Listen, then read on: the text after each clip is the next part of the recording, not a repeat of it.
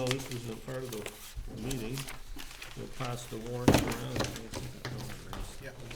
Okay, I guess I will call the budget workshop to order on the 22nd day of May 2012, and going to turn it right over to Mel so we can start. You brought us a brand new. Yeah, I did bring you a complete new set. If you've written some notes on the earlier set, you'll find, hold on to those. Let me tell you that there's just a few changes in the budget. One is I did not take the time before the last meeting to double check the voter appropriations, and I had made 3 errors in the voter appropriations. One is there was a new at the March 2011 vote. There was a new one for Addison County Court Diversion that was not added in the budget of $2,500 because they weren't a line item in the past. I didn't. I neglected to create that line item, so there was $2,500 that wasn't there. There was another appropriation for $2,500 that when you load these things in the budget, you load any expenses in as negative numbers, and if it's $2,500, you hit minus 2500, and when you hit enter, you're on to the next account number, and it doesn't hold to give you a chance to look at it. So there was one of them if you look under in your former, and the one that I handed out a couple of weeks ago, you'll see one account in there that was for $250, and that was $2,500. And then there's another one in there that's for $60, which should have been $600. I wondered about that. So the voter, nobody had passed a petition for $60, Bill, to my knowledge. So basically, in the voter appropriations, there's a new line of $2,500. There's an amendment. You got $850 on here. Is it $2,500? I meant $850. I'm sorry. Okay. Court diversion. Thanks, Joe. The new line item is $850 for Addison County Court diversion. Yeah. There was a $250 that turned into $2,500 and a $60 that turned into $600. The 25 was Champlain Valley Agency. Yep. Okay. And the other thing that I did is I went back. That we did not have anybody file an appeal to the Board of Civil Authority, which we either feel good about that or bad about that. Because if nobody, Joan feels great about it. The Lesters might feel that they were too generous in their decision making. That none of the 6 people that filed grievance decided to go to the next level. But anyway, Joan's happy, I'm happy.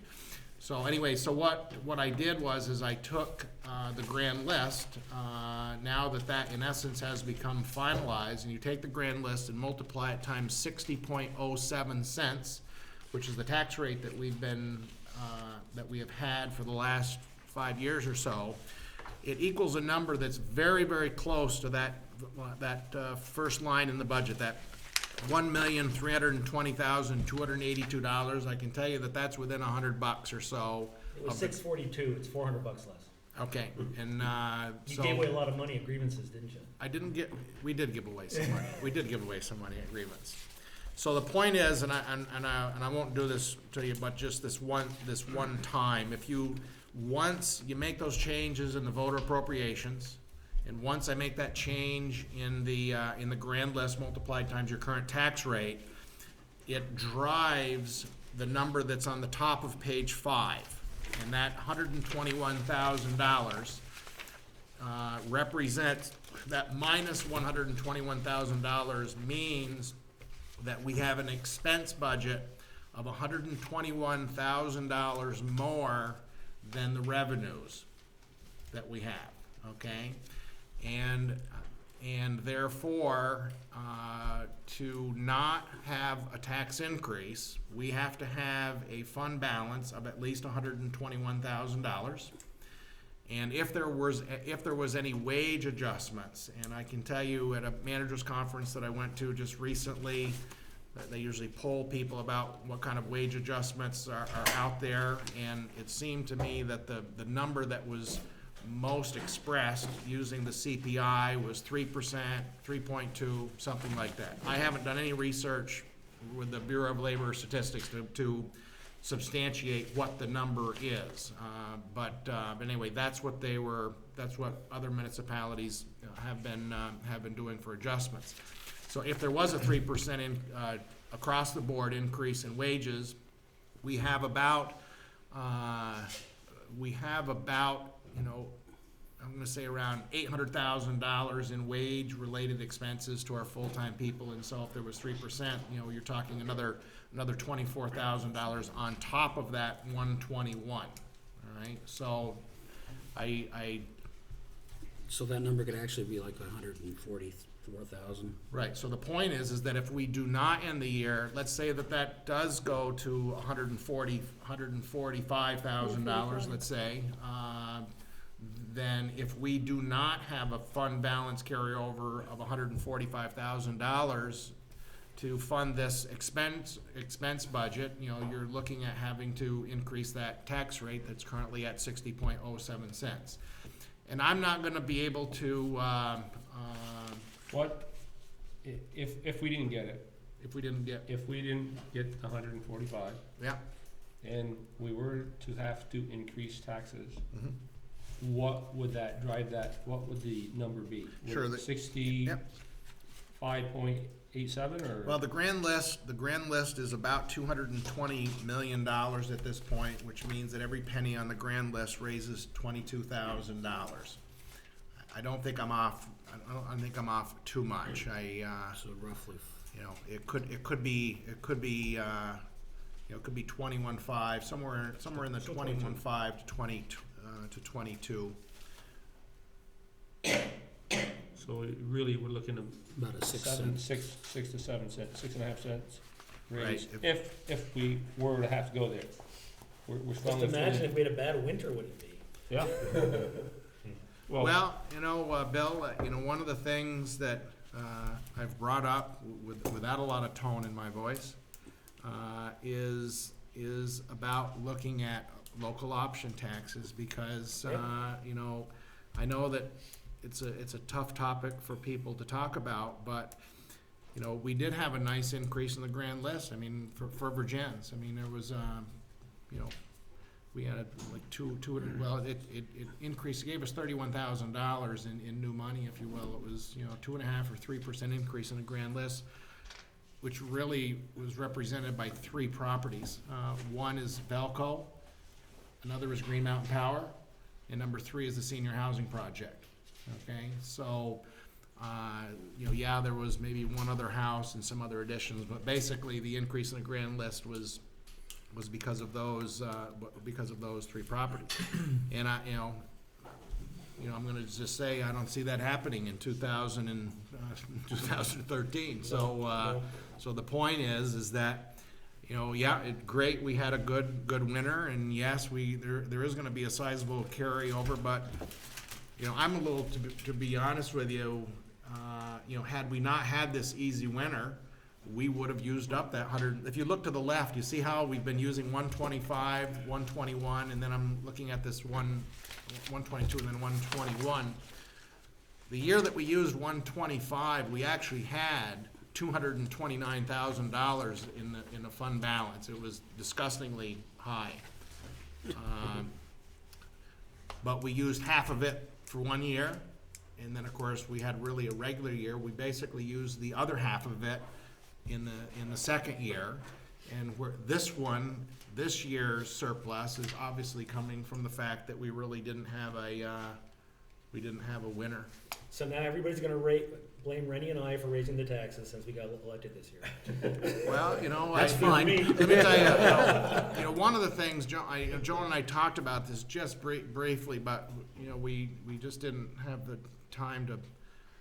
Joan tells me that delinquent taxes are down, okay? And of course, does that mean pieces of paper or does that mean money? Because I can tell you, delinquent taxes, we don't have a problem with delinquent taxes, and it's in part because people pay well in Vergennes, but also tons of people are on escrow agreements. I mean, we get. Lifesaver. Yeah, Bolton had a check for $150,000, right? Thank you, Bolton. Seriously, 150 grand went to Bolton the Monday before taxes were due. And I'll tell you, it's a good thing that we had a grace period. We have a grace period in Vergennes, because we would have had, about $9,000 in penalty fees. Yeah, people would have been really impressed with their escrow. I mean, The bank would have paid it, yeah, the yeah. people wouldn't have, but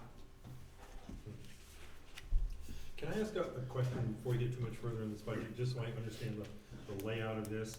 The first page, down through where it says total revenues, that's income, right?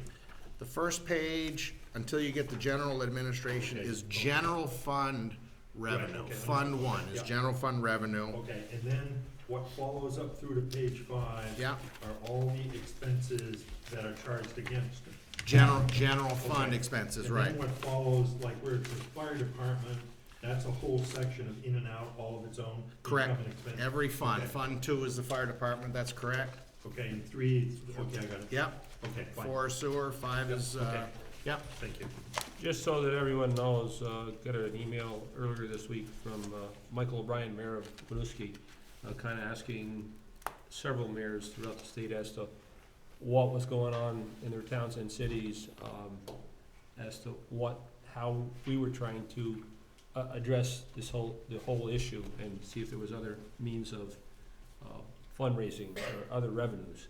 And Mel and I emailed back and forth a little bit, and I sent back, basically Mel's response is, the only thing is the local option tax, and there was one other thing you said as a possibility besides the local option tax, I'm trying to think what it was. I wish I could remember. Yeah. I have like an excuse for that, I'm getting old, you aren't there yet.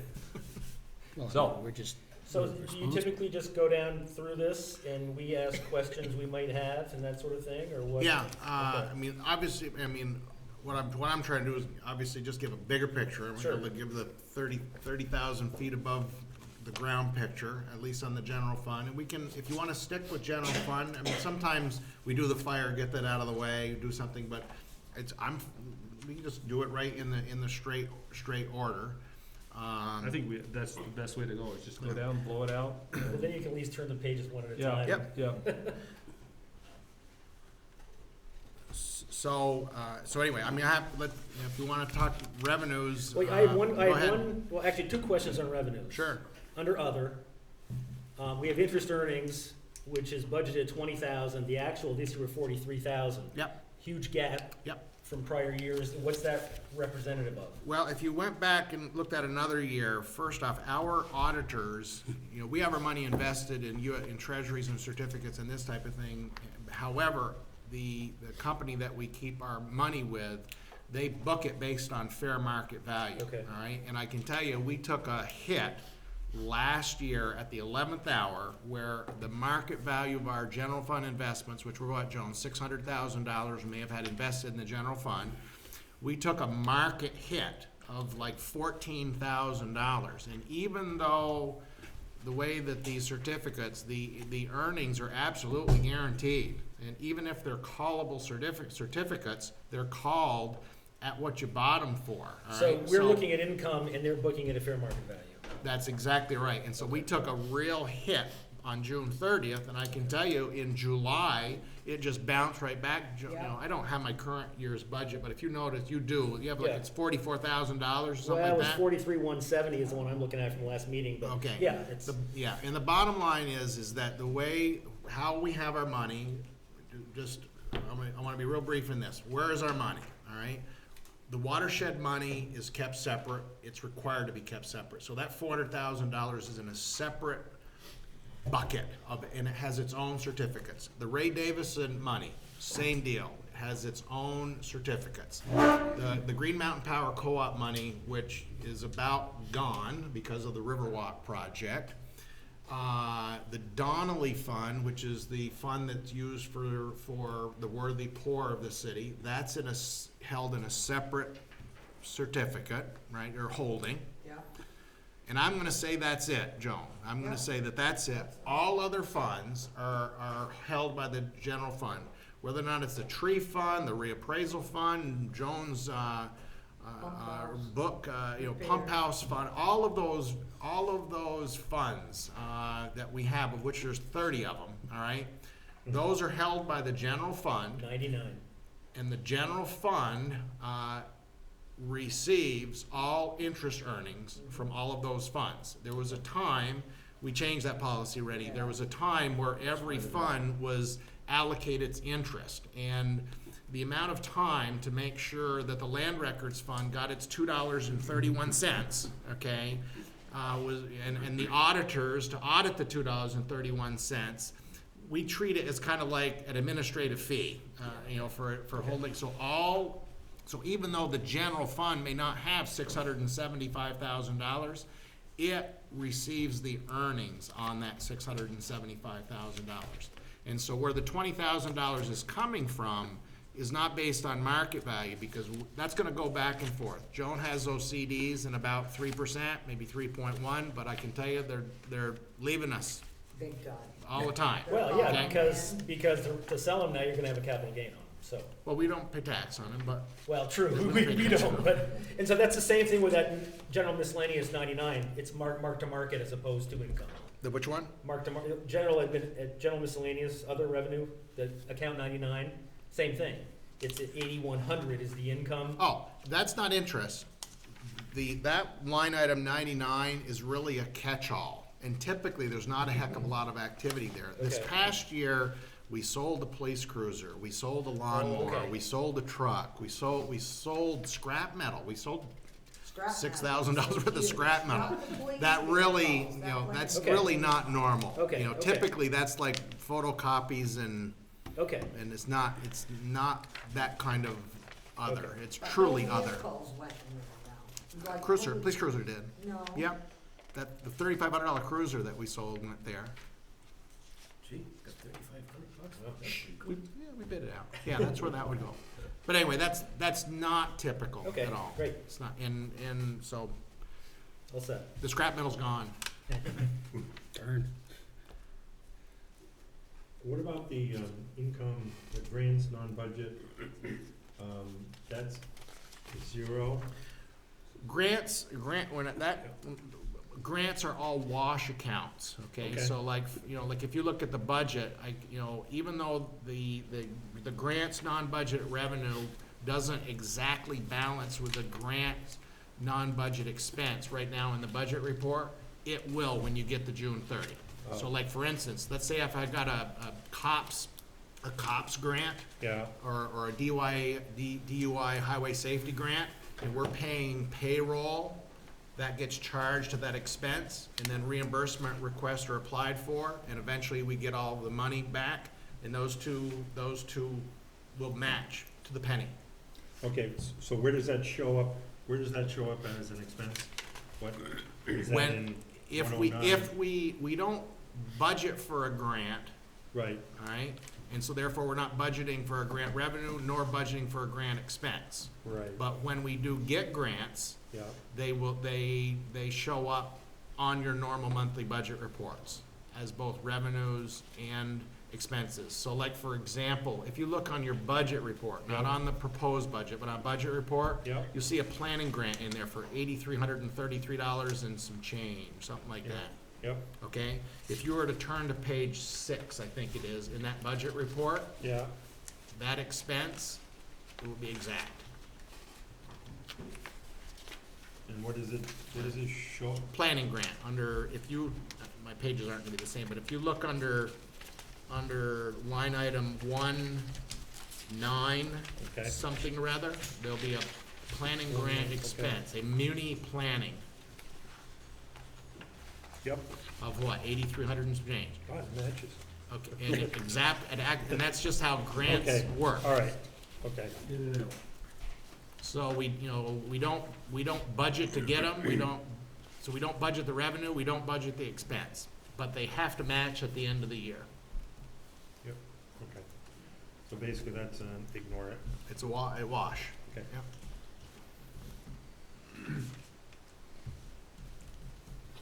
Any other questions, or do we wanna go on to our first department? If we reduce the income item under police fines and miscellaneous, does that mean it'd be safer for me to come down that hill? I didn't reduce it, I'm going No, 60 if versus. we reduce Oh, it. if we reduce it. I'm sorry, that's Sin money? Sid money, that's right. and the fines are something we shouldn't be budgeting. I have one question on administration expenses, which is the city attorney legal. It's only $600 so far this year. Yep. I know you can't anticipate what's gonna happen. Didn't know there was a trend that went from 10 to 6. You know, I guess it's hard, but Yeah. I don't see anything coming down the road, but then again, you don't know. You know, You one don't of the have any things tax about Wilmette, appeals? yeah, no, don't have anything there. You know, one of the things is I do have to bug Wilmette and Runcie about billing, all right, because They don't tip- always build well, timely? typically they don't bill until a project's done. It's kind of, you know, Okay. and I'm trying to think of some things, you know, there's a couple of bills in here, you know, correcting the fire station condition with the schools. You know, we are having to close out the Mahawi zoning appeal. There's a little bit there. I had a little bit of expense with shear cuts refinancing. You know, So it's gonna be a there's a lot little more bit of than expense with this green policy. I know, yeah, I mean, there's yeah. some expense there. So it's gonna add up, it's gonna be a lot more than what that was showing then, because they haven't billed. Yeah, Okay. but there really hasn't been a heck of a lot in the works, really. I got a question about administrative. If I understood properly, at the last meeting, you said that the Opera House, is the Opera House getting that $10,000 appropriation, or you said it was in land, I had it written down. What I said, Joe, was that I did not include a $10,000 appropriation to the Opera House. Okay. Okay, and I'm just telling you that, I did It's just not included in the budget I yet. have you know. increased but I have increased the city hall building maintenance and repair line item from 5,000 to 7,500. Not that I have something in my mind specifically, but I think that if you look through the Opera House's report that they gave us about some of their needs, I think that some of their needs could be considered landlord-related. I think of it kind of like if I had an apartment building and I was renting to a tenant. Now, in this instance, this tenant's not paying us any rent, right? However, I don't think that necessarily changes our landlord responsibilities. And so if you had an apartment building and the carpets were going to hell, typically the landlord replaces the carpets. So I don't have any problem, this is me personally, you folks can call the shots, whichever way you wanna call them. If that floor up there needs to be sanded down and revarnished and that type of thing, you know, I think that typically those kinds of things could be considered landlord-related. Let's say that some of the circuitry up in the Opera House, I know, and Mike knows this, that there's been problems with inadequate amperage in some of the circuits, all right? You know, I don't have a big problem with recognizing that as a landlord responsibility. Is So- that just like an auditing decision, or is there some advantage to put it under one category or another, whether or not we appropriate money directly to the Opera House, or whether you consider it, is it just, It It's is a not, city building. it's not an auditing thing to me at all, Joe. And let me just tell you, I'm not a table pounder at all. I work for you people. And if this board, you know, wants to vote to allocate $10,000 to the Friends of the Vergennes Opera House, a line item in the budget, like we do for the Vergennes Partnership, if that's what the city council wants to do, the city council does that, and that's what happens, okay? It is not in my, it's not in my budget. I don't feel that it is like the swimming pool or like the library. You know, I just have maybe a different feeling about the Opera House. I think that we give them that space rent-free, and they should be able to make a go of it. right? And Yeah, it I should don't- be self-sustaining. But if the city council wants to, you know, wants to have a line item allocating money to the Friends of the Vergennes Opera House, you know, I live with I mean, that I decision, don't you disagree with know. what you're saying at all in regards to the Opera House. I was just curious as to, you know, what your decision. Mel and I've had some behind-the-scenes discussion as to how we wanna try to approach this, okay? and how we're very hesitant about taking taxpayers' dollars and putting them into the Opera House. We do see the benefit of the Opera House, so the way that we thought that we would be acceptable is taking on the ownership of some of the physical property that was a gray area, wasn't spelled out in any sort of a lease, where we really see it, like you said, about the electricity. You plug something in, it takes you 20 minutes to make a single pot of coffee, you know that you got a problem. So there's issues. Are they hazardous issues? No. Should they be addressed? Yes. And it's all on how we go about this. So that's why Mel and I, we've hashed it out. And again, you people set what you want here, but. So typically, Joe, if there was gonna be an outright appropriation, i.e. write a check, that Right. would be on page 4 under general expenses. Right. Where there is, I'll call it, don't be offended, Peter, when I say this, discretionary spending, because, there's money, like Vergennes Area Rescue Squad, ACTAR, there are a number of non-voter appropriations that go on the top of page 4.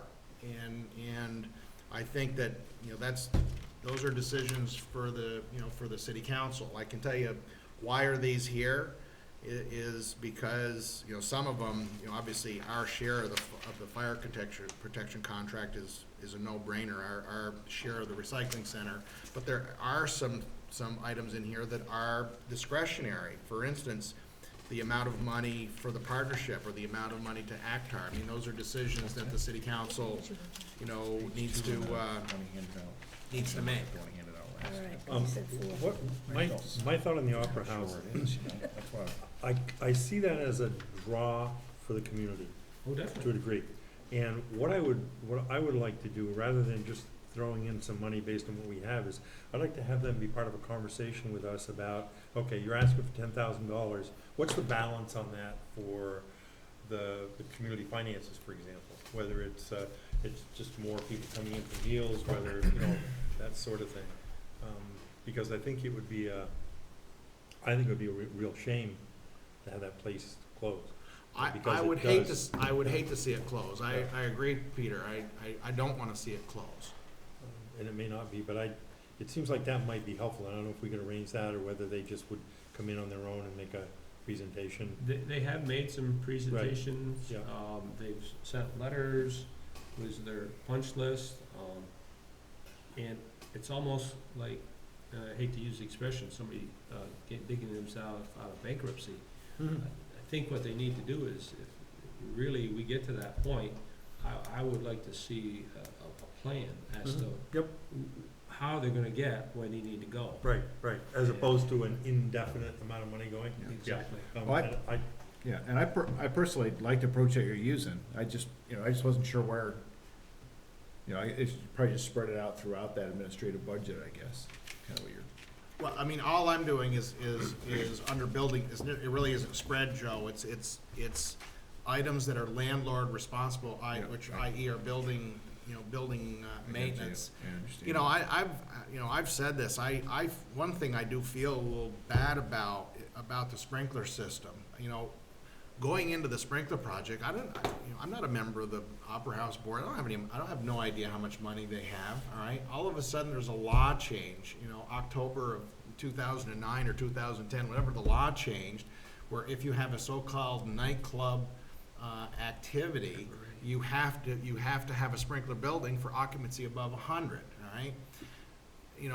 Whose problem is that? Well, it's the community's problem. It's not the Opera House's problem, it's not the city, it's the community's problem, because you have this facility that has an occupancy capacity of 350, but a regulation that says 100, okay?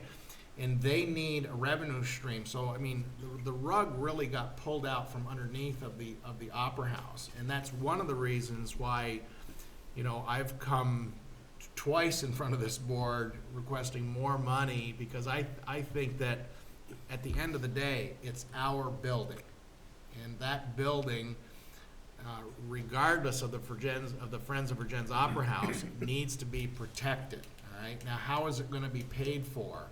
I'm gonna say fortunately, the Opera House went out and got grants, and the Opera House went out and got historic tax credits, and I think that that's great. And the problem is that it's their, it's their operating monies that just aren't there. You know, their revenue stream is not what it used to be. I've looked back through on their budgets. You know, they have, expenses to the tune of $80,000 or $90,000 and a revenue stream of 60. And if you do that too many years, you're out. And that's where they're at. They really are at. And that's the last thing I want to do is have them close. So things are changing now that we're gonna be helping them more and taking over the building more to keep the electrical up and things like that, where before, see, I used to go to these meetings when it first came in about how it wasn't gonna cost the city of Vergennes anything, we were gonna do this and all that, and that's fine, I can see how times have changed, and they were, on the sprinkler system, but if they can't maintain, what are we gonna do down the road? Are we gonna still try to keep it open for them? I mean, this is questions people have been asking, so I'm just curious. Well, the voters approved, the voters approved a lease, all right? Now, even though the article says 25 years, it's really a 50-year Right, lease. I That's heard what it that. says. The lease, it's a 25-year lease with in essence automatic 25-year renewal. So it's the Friends of the Vergennes Opera House, that corporation that manages that facility. It's not managed by the city. Mel and I look at it as we want to invest in a building, not an organization I understand what group. you're saying, but there's other But- people, No, understand. that we have to think about also, and there's quite a few that, a lot of them haven't even been in the Opera House. And a lot of people are out there just struggling away right now, and I'm not saying to close the Opera House, but we gotta come to a point sometime what we're gonna do here. Mhm. And I just don't wanna keep, That's know, why we carry want to on. put rather than hand over a certain dollar amount, it's to reinvest in our building so it maintains itself and is operational, no matter who is in there. Another topic, you mentioned bars, just for everybody's edification, I'm no longer president of bars. Okay, Say, what hat are you wearing? right, I am wearing, I run, I'm not a member or officer in any capacity anymore. But I have a question, how did you arrive at the proposed in the budget? How I arrived at it, and I don't recall any letter coming in, was last year's budget Yeah. was half of the year was at Yeah. 5 or 550, and the other half was at 6, Yeah, something like okay. that, Peter. And this is our 2010 population at the higher number. That's how I Okay. calculated it. I hope it's right. Okay, that sounds right. The only thing I was thinking was, it's a distinct possibility that might be going up in the future because all the costs have gone up astronomically. And it's looking like more staff are gonna have to be hired and things like that.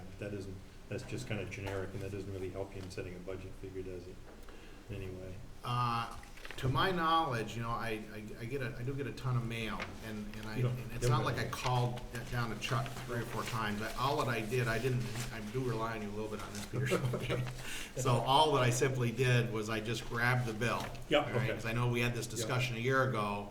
I grabbed the bill and I recalculated it at the higher Yep. per capita rate. No, that makes There's sense. nothing more than that. So I mean, Okay. if other towns were asked for another 50 cents or $1, I don't have any knowledge of that. No, Vergennes is, the cost is the same per capita across the Okay. district at this point in time. Okay, So, all right. so I think it's $6 is what Yeah, that okay, budget fine. is.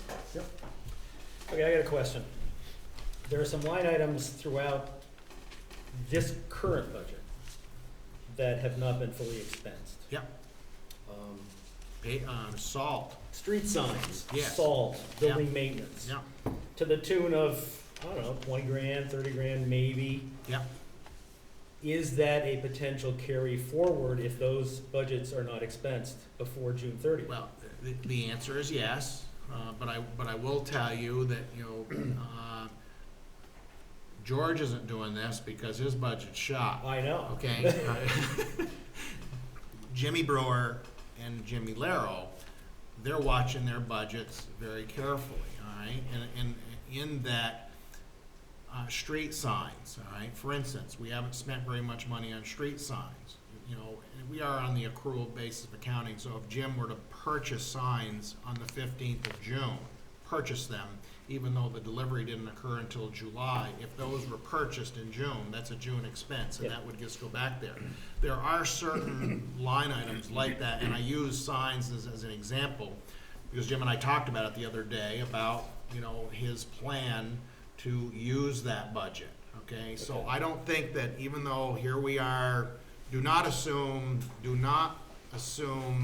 that a department head is done spending. Right. All right, they're still, they purposely put off expenses, And obviously, if they can save money to offset the police department, the bottom line is that That's you're right. gonna, there, like the building maintenance for City Hall had not been spent, the Right. gutter system is broken, the front steps need caulking, Yep. things like that, and whether Right. that's gonna happen this year or next year, the thing that concerns me is if these keep getting kind of rolled forward, then nothing gets done in a timely fashion because you're trying to reduce the budget for the coming year, the Right. expenses for the coming year. And we are not doing that, Okay. Bill. It's not like I sent some memo out to, purchasing freeze. We're trying to build up $145,000. That's not the Okay. case. Not the case whatsoever. Well, I didn't think it was, but I'm just trying to get my head around But believe this, me, so- there's lots of towns, lots of schools That do that. that do that, Yeah. okay? State of There, Vermont. there's been no memo to that extent. As a matter of fact, relative to paving, okay? Jimmy Laro, really is concerned about the condition of our roads. And like one of the things that we did 2 years ago, when we had that $229,000, if you look two lines before, you'll notice a paving budget of $150,000. Yeah, okay. That was where the city council said, listen, we need to do some paving catch-up here. We had this $229,000 fund balance. It was pretty easy for us to grab a quick 50, Sure. and we used it on roads. Yep. Now the budget, now in the current year, it's 50, we spent 70, and Jim actually already has, Hopkins Road and Victory Street are gonna be paved before June 30th, all right? Those are gonna be done. So, Jim is not gonna lose that paving money because he knows it's use it or lose it around here, Yeah, okay? Yep, good. But there's some things, obviously, we're not gonna buy any salt, Bill, Right, okay? yeah, yeah. Say, Might get a good deal on it now. Although, one year we did. let's talk about it. Well, I was trying to get, Yeah. figure out how you're playing that into this, Well, and now I'm glad you told me that. Well, one of the I things, get Bill, better. obviously, because I'm gonna be out of here for a little while, typically, I present my budget, I deliver, in past years, I've delivered my budget on the last meeting in May, and I just deliver it to you. And then the city council works on that budget in June. And I can predict almost to the penny, I can get to a point where I can predict fund balance almost to the penny, except for delinquent tax collections. That's the one variable, yes, I can force things, all right, but I can't control, I don't have total control over somebody else's checkbook, okay? So, one of the things the way that I see this, Mike, is, if we can do a lot of work tonight, as much as we can do, all right? And then, towards the end of June, the fourth Tuesday in June, I can tell you, I will be able to predict how close we are to this 145 or 120 or where we are. I mean, and I feel a little bad that people are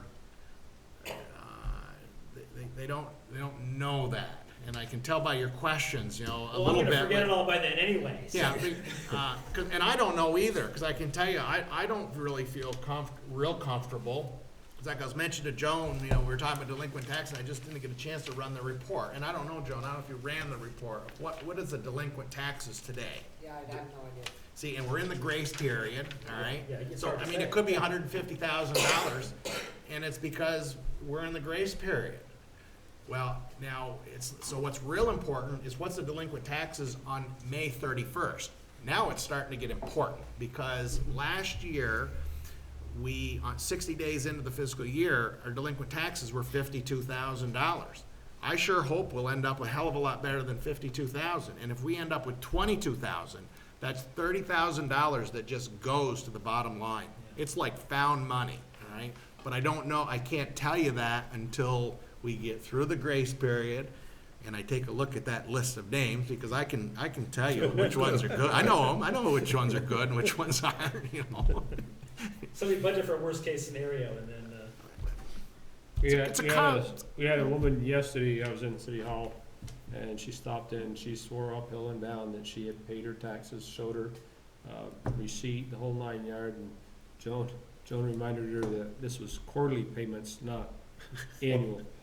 So, she did owe us some money, so. sounds like my wife.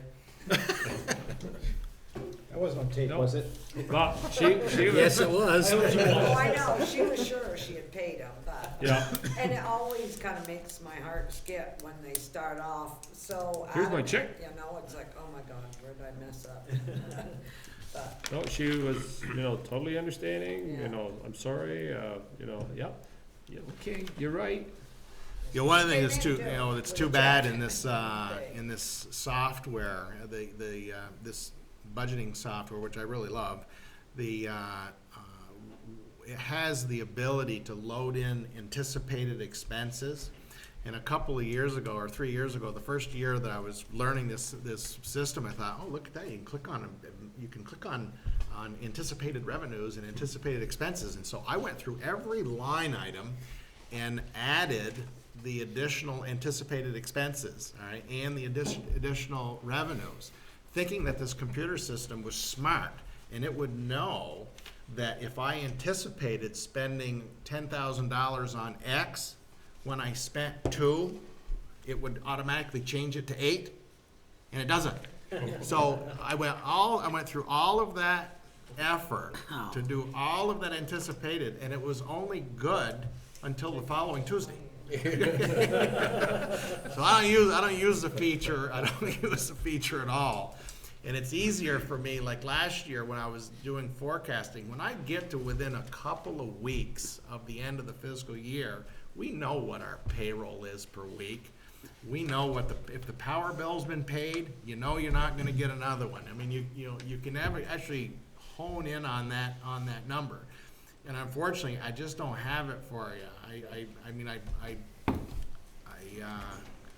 I feel like I've put you all in a kind of a tough spot, because you don't know whether or not we're gonna can we keep the taxes stable? If we can't, are we looking at 2 cents? Are we looking at 3? What's the, there's too many variables, still out there Yeah. to start driving you to make decisions. Well, I bet there's not a community in Vermont that's had 5 years of no tax increase, and that's great. On the other hand, it's almost easier to take 1 or 2 cents than it is to take 7 in Yeah, one yeah, year, yeah. that's the issue, I think. Yeah.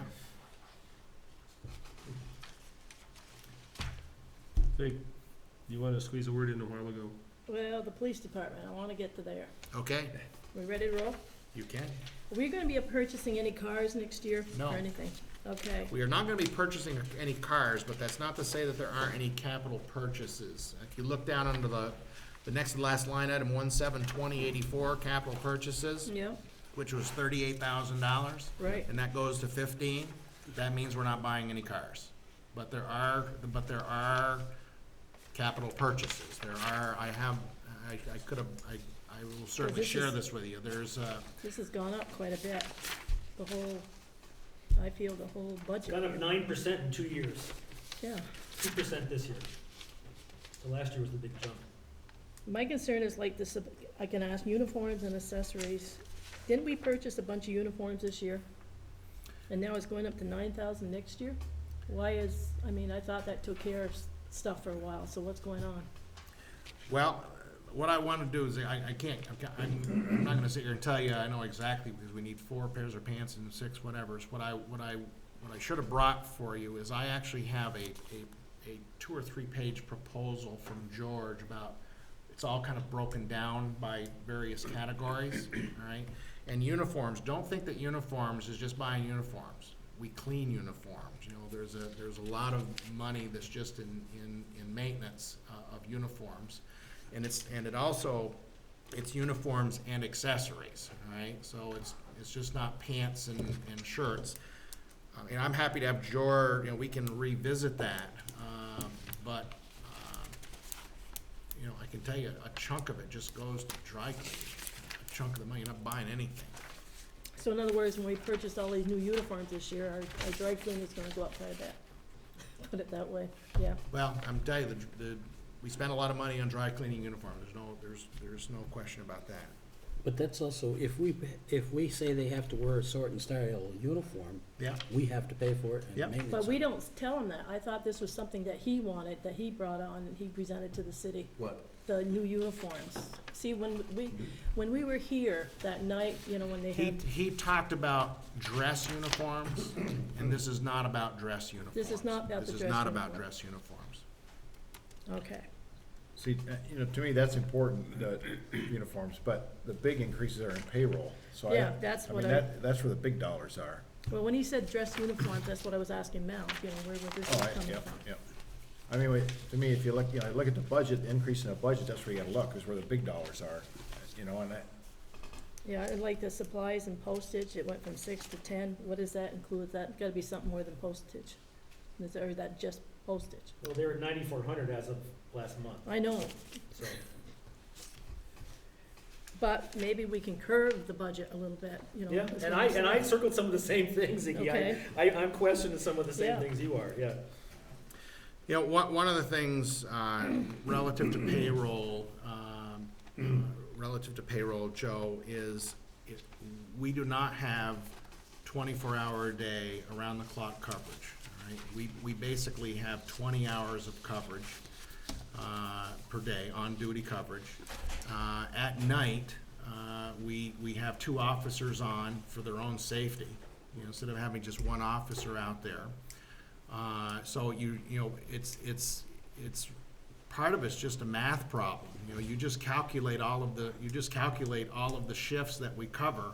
The point is that if you were to reduce payroll, all right, it is in direct relation to reduce coverage. That's what it is, all right? And you know, this number here, the 185 and the 30, and one of the things, when it says salaries overtime, that is what the line item is called, but it's really salaries hyphen premium pay. And premium pay is obviously any time a regular officer works more than 40 hours, they're paid time and a half. Anytime a regular officer works on a holiday, they're paid time and a half plus the holiday, but all those 11 and a half holidays, those are paid at time and a half when they're worked. Anytime a part-time officer works over 40 hours, which doesn't happen very often, they're paid time and a half. Anytime a part-time officer works on a holiday, they're paid double time. All right, it's either 10 and a half or 11 and a half paid holidays, and if you have 20 hours or 30 hours worth of coverage on a holiday, all of it's being paid at a premium. And it's just the way it is. So I in guess- part, it's really a math problem. Right. And the only solution is to take away coverage. right, and you know, I don't wanna put anybody's safety at risk, but I guess I'm a little embarrassed to admit it, but I just don't have a good handle on the whole picture, the whole staffing, when people are covering, you know, why we need staff, where, you know, I mean, do we get paid when they're out on Route 7 helping the state police, you know, Yes. yeah. Do so- we get paid? Yeah. No. No, we're not No, getting. no. Well, they're covered, their pay is covered though. They're getting paid, yes, but we're not getting reimbursed, no. Right. Yeah. I have a question I heard. So I'm sorry, I'm go sorry, ahead. no, Nope. just, that was my point, and I know it's a conversation for probably a different time, Right. but I need to have a better understanding of And the whole police department issue. And one of the things that we do is we go after any payroll grant that's available, any and all right? If there's DUI money coming out of the Governor's Highway Safety Program, I'm on it. If it's click it or ticket, I'm on it. If it's any of those things, just general highway safety, I'm on it. Because what it does is it puts an officer, in uniform, on duty, when we're not having to use, it's not, these grants are not supposed to supplant the budget, all right? But, your budget is this, all right, and it provides for additional duty, so we go after those. I think the lineup, you could look on, you'd have to look in the current budget, there's, 14, whatever the expense is, $15,000-$16,000 in payroll-related grants, Joan, something like that. We don't have a current budget. Yeah, I know. You know what it I sounds left mine like? at my office. He does. If you turn to page 6. But I mean, if you're like, what do we do? All right, what do we do? We generally, everybody works other than George, but basically it's 10-hour shifts. That's what they work. They work 4 10-hour days, and clearly at night there's 2 people on. All right, and during the day, they, there are, on occasion, George may work alone during the day, but it's not every day. I'm gonna say, let's say George might work alone during the day, one day of the week. The rest of the time, there's at least one other person here that's working. So you're really almost funding 4 people for a total of 40 man hours a day. That's your base. And you haven't even talked about, at 3 o'clock in the morning, something happens, they pick up somebody DUI and they have to transport them, and obviously that falls into the overtime. So it's, in part, it's calls for service. I mean, we don't have statistics that say, we don't need anybody on a Tuesday night, we don't. But, I guess that portion, I see a lineup of people on George's Awards Day or whatever, and I'm just curious when they're allocated to work, and that helps me. So basically, there's 2, most of the time, at least, there's 2 officers on duty, 24 hours a day. That's correct. No, And they just, 20 hours a day. 20 hours a day. That's correct. And, I have another point, I can't remember what. Oh, they each works 10, there's 2 people, they each work 10 hours at a Yeah, shift. George works more of a Monday through Friday, works a week like, this is base week, Mike sees his time sheet, but, he works like Joan, Joan and I, Monday through Friday, okay? Other officers work a 4-day, they work a 4 10-hour day shift. That's the way that it's done. Bill was first, if we're good, Zeke. Well, this is part of this, and part of a bigger picture. I feel like, Joe, I don't understand enough about the police department. I don't understand much about the public works department or the sewer department. I know a lot about City Hall because I've been there a lot. A lot of communities, bigger communities, have like a public works committee, or commission, or police commission. Yeah. Right, I don't think we want to get another level of bureaucracy, but it might not be bad if each department had 1 or 2 council members that could be a liaison, where you could actually talk to them before budget about issues, or issues during the course of the year, so at least 1 or 2 of us could speak to each of these departments in a fairly intelligent fashion. I don't have any problem with any city council member talking to any city employee. Well, I know you probably don't. As long as there is absolutely no confusion about who the department head is working for. Okay, and Yep. I'm dead serious Yep. about this. I don't care. You can talk to any of them. I don't care. All right, but But I as just long as think that, there's no confusion. Yeah, but We've if had we that have that discussion. responsibility, I think it's a responsibility to the board and the community, whereas otherwise, it's not. It's like an individual question, which I may have of Jim or something. So I'm just thinking that might bring us a lot more information to this table. We talked about that in the past, even when Rennie was here, and it got to a point where we thought there'd be a conflict and interference and micromanagement from but there's, at any one time, any one of us could go to the city manager and ask a question. And that's where we rather take and focus that, so we don't circumvent him and his people get confused and get the wrong idea that, you know, they're not feeling pressured by anybody.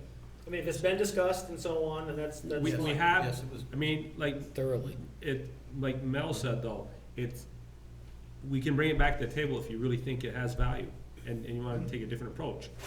We can change our other mind. Well, Yeah, if it's been discussed, then that's good one of enough the for things, me. you know what one of the things that I think, I mean, it'd be absolutely fine for, you know, for George to come and make, you know, make a presentation to city council or whatever, but I can tell you that, I just talked about shifts, all right? All right, that's part of the information, but I didn't talk about training, all right?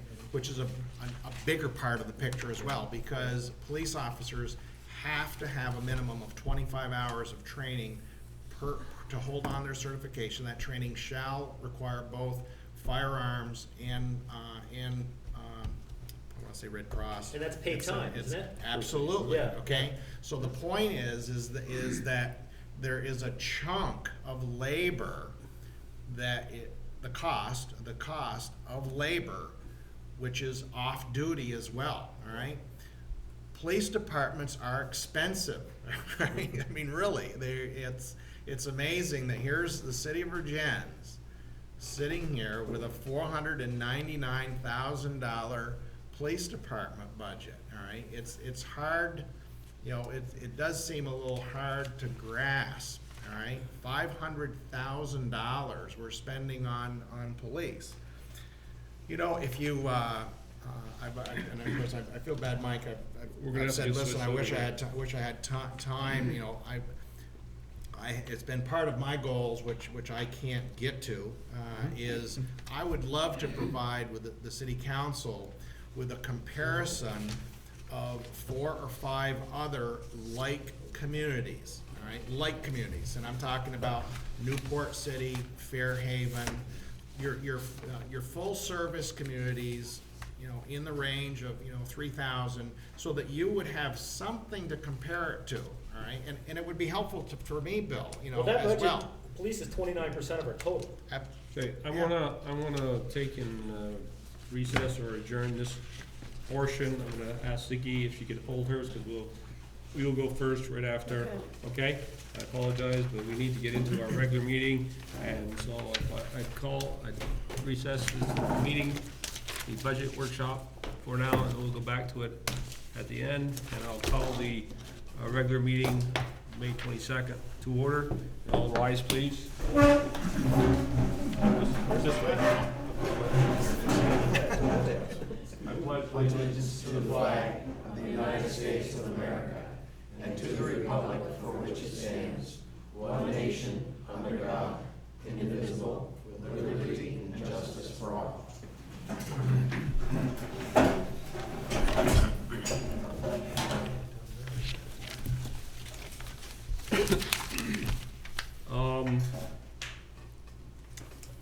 I'm gonna make an announcements to people that are here tonight, just so that they know what's happening, because I think, I know why you're here. We were unable to accomplish anything on the update of the green policy. Mel's trying to wrap up things, other things, budget and other things, before he goes in under the knife tomorrow.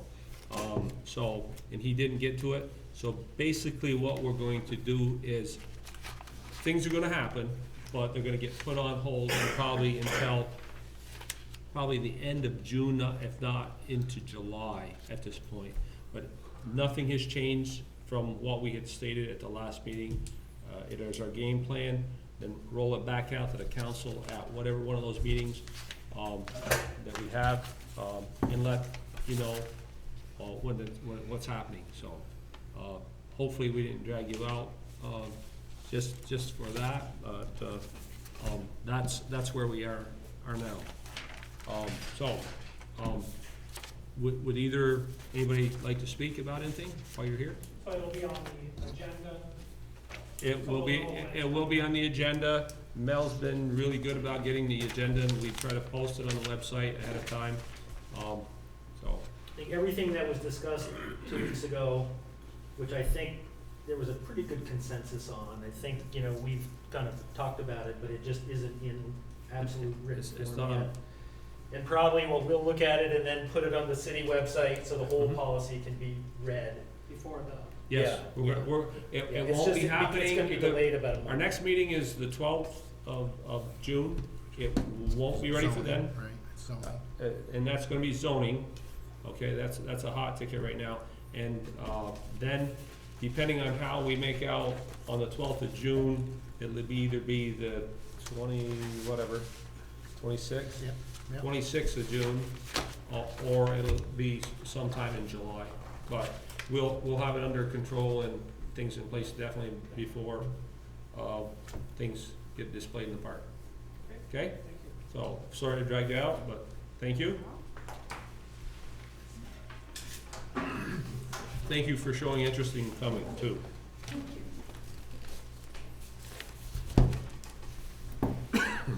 Okay, warrant's been around, and so the next thing I would ask for is, Can I ask one question on the warrants? Yep. The sludge bill, yes. who pays for that? Where's that come out of? Well, what we do, Bill, the bio, we didn't budget any money, have to budget any money this year in the biosolids fund, but in Okay. Fund 8, basically, the way that sludge is paid for is, for a number of years, we allocate $50,000 a year from the sewer, not this year, and I'll explain why, but typically, we have budgeted $50,000 from the sewer fund, which gets pushed over into a biosolids Oh, okay, fund, all okay. right? And, I won't bore you with how that calculation was done, but anyway, that fund had about $200,000 in it. And we paid 16.5 cents to clean out lagoon number 2. And actually, now we've cleaned out both lagoon number 1 and number 2 within the last 3.5 years. So now we actually have a much better handle on what it costs to get rid of lagoon, Okay. sludge. And the allocation, I think, in my proposed budget is maybe 37.5 or It's something. 40. It's 40, okay. Yeah, but that, okay, and now I see where it was. I didn't put the two in biosolids Yeah, to that. yeah. and that's based on spreading it on land, and Yeah, okay. so as long as we can continue to make deals and wheels with that, Exactly. so. Do we do not need a motion on the warrants? Don't, just sign it. Nope, we just sign it, and we're good. But I would ask for a motion on approval of the public hearing and city council meeting on May 8th. I make that motion. Yeah, and Joan, Ziggy? can you, because I handed out another set, and I don't have any idea what you did. I only fixed typographicals, like at the bottom, it said, Senior Alderman moved to adjourn the meeting, I injected Randy Willette's name, and there was just a couple of things like that, spelling, it didn't change any content whatsoever. That's what the second set of minutes were. I didn't realize Mel had already print them out and Okay. sent them with the package. He's gonna get everything done. I have a motion from Ziggy. Randy, you second it? I'm seconding it. He's seconding it, Randy's seconding it. Okay, now, omission, corrections, or errors? There is one. Go for it, Randy. I'm supposed to be Just the on one the that has police been- department committee, subcommittee. And I think the minutes state that now. Oh, they did. clearly. He, Well, like Peter wasn't listed as a visitor on the front, on the ones that came. And we had Bill listed as a, on the police station. Me? Yeah, his Oh. name was on the sheet. Space. Then I don't want to be. Mel's name was down here, you weren't even on. Yeah, see, Bill had to leave early because he so had to go to. I just Right. fixed that type thing up here. It says Manager Holly, I moved it over there and put Peter's name where Mel's name is. On the new one, The only. cause you I- weren't even listed, you got lost. Ready? In the section that said the policy including displays on the city green, the last line, it says, under section 6, it was decided to put in a dictionary definition of a public nuisance. I don't recall it being decided. I thought it was just mentioned that You were that going could to be, re- you were that gonna could be, research that it. could be one of the things that we would use as a the Right. dictionary definition, but not that we had decided to Decided. actually use it. Okay, it was suggested. Want me to change Yeah, the word to somewhat, yeah. suggested? Then you guys can deal with it when you get to it. That's the only thing I found. Any other corrections, omissions, or errors? Then I would ask those in favor as amended. All those in favor? Aye. Opposed? So moved. Okay. Budget report, you wanna skip right over that? Yeah, huh? I'll skip over that, Mike, that's fine. Okay. Committee reports. Joe, anything on activities? No. Okay. Randy, Fish Derby? Nope, I have not gotten a hold of, I need contact information. Michelle Sullivan. Michelle That's Sullivan. all that needs to be said. Michelle Sullivan. Eastman, yeah. Michelle Excuse Eastman. me. Yeah, 'cause Yep. she said she hadn't heard from you, she was asking. No, I haven't seen her or, you know. Okay. Or Martha DeGraff. Yeah, or Martha DeGraff. Yeah, Okay. They're the two runners. Okay, I'll give Yep, Michelle a call. yep, and that is, well, we got another council meeting before that, but, that is, coming together quite well, so. Okay, anything on this side? Peter, salary, have any chance to meet with Mel? No, I didn't have a chance to meet with Mel, and we decided we'd go ahead. He'd go ahead without the meeting. Right. Okay, but we're coming up on the July 1, which we're hoping that. Yeah, we'll try to we'll get together before the end of the fiscal year, for sure. And the other thing that I'd like to do tonight is, because I'm singing my song, is I'd actually like to have 3 of you write Mel's review and 3 of you write Rennie's review. Not Rennie's, but Joe's review. I'll go with Mel. Never mind. So, for Mel, I'm trying to think of my combination. It was Ziggy. For Mel, Ziggy, Randy, and Rennie. For Jones, Peter, Joe, and Bill. Hey, I still have to work there. Huh?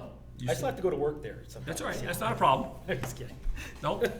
What I usually do. How do we do that? What's the What I process? usually do is Yeah. I usually ask for input. What they feel they've accomplished over the past year, what they have planned for goals for the next year. Once I have that in my little fist, I then put that to words and send that to them for review, talk about it, whatnot, we go over it a little bit. And reviews, evaluations, whatever you wanna call them, do not reflect what they get for a pay increase. What they get for a pay increase, we establish, okay? They're 2 separate issues, okay? So here's an opportunity to write them. And so I'll send out people their last review that they had, okay? So there's no personnel policy in the city? No, Yes, sir. they're Yes, supposed sir. to have, yes, there is. And they're supposed to have a review by July 1. Everyone or just Mel and Joe? Just the one that we have to write is just the 2 of them, Okay. okay? You're gonna send out last year. I'm gonna send you the last one. So Bill, Joe, and Peter. Rennie, make sure I send it out to right, Andy and Ziggy. Now, the only comment I have is that since it's a review of what has occurred in the past year, Mhm. and I wasn't here. You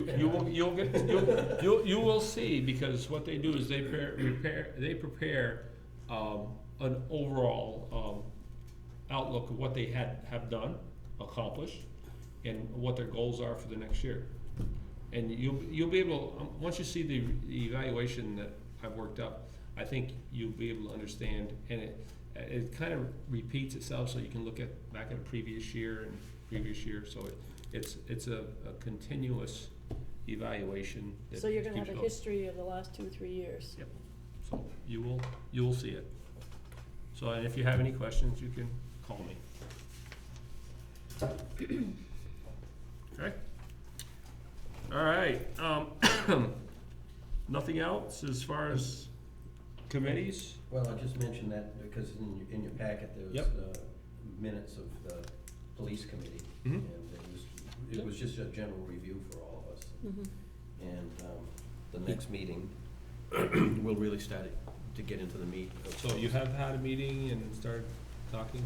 Yeah, Mhm. George went through sort of like a PowerPoint presentation, and he was just basically covering the needs of the department, what he was looking for, and then Rennie informed us that a lot of what he's asking for is what's mandated. Yep, okay. One thing, Mike, Because you know Not a lot how, of well, I was it, just some of mentioning it. how there's in many respects, there's a lot of similarities with Right. a police station and a courthouse relative to security and the cells and various other things are very close in relationship to it. And as you know, with buildings, there are just certain things that we have to do because that's the standard that has to be maintained, so. Yep. Yep. Suicide proof, this, that, and the other, you know, so. yeah, one of the things, Mike, at the last meeting in the minutes, in essence requested, or I agreed to this one way or the other, it doesn't matter, that anybody on the list be contacted to make sure that they are fully aware that their property's on the list. And I was pretty sure that everybody had been contacted, but I wasn't sure about one. And I just want to let everyone know that I met with PJ Carrera and Bill Townsend, I've lost track of time, big time here, yesterday morning in my office about the property that they own just this side of Velco. Actually, they own 14.4 acres. So I just want to let you all know that I met with them. You know, it was really about it was more about, just talking. There wasn't anything, they haven't come to any decision about whether or not it's in their best interest to convey an acre or two to the city or not. They just wanted to learn more about our process at this point. So I just want to let you know I held that meeting. The other thing, I was able to talk to David Wolfson Oh, you did, okay. about, I was really glad, I know he's a busy guy, I really was glad that he called me, to tell you the truth, because I know he's a tough guy to be in contact with. So I called his office and I gave her a long story about how I was going to have surgery and whatever, and I just had to speak to him before Tuesday, and the story worked, and he called me, and it was true. He called me, and actually I learned a little. You learn something every day in this business. I really wasn't. I knew that there was some weird structure about Vermont Railway and how it works, but I really never had firsthand knowledge. So I learned a little something in talking to him. And the way that it works is that Vermont Railway, all of the railroad tracks and any land adjacent to the railroad tracks that are in essence under control by Vermont Railway, it's that way because there's a super lease relationship between Vermont Agency of Transportation and Vermont Railway. There's this super lease, all right? So the state of Vermont actually owns the railroad right-of-way and all of the adjacent land through this super lease, and then Vermont Railway in turn subleases, if you will, land to properties that they don't use that is adjacent to the railroad tracks. For instance, in Vergennes, Jackman Fuels has a lease arrangement with Vermont Railway, which is really a sublease. And I think that we always forget about the super lease, that it's really a sublease. So Champlain Discount Foods, they sublease to Vermont Railway.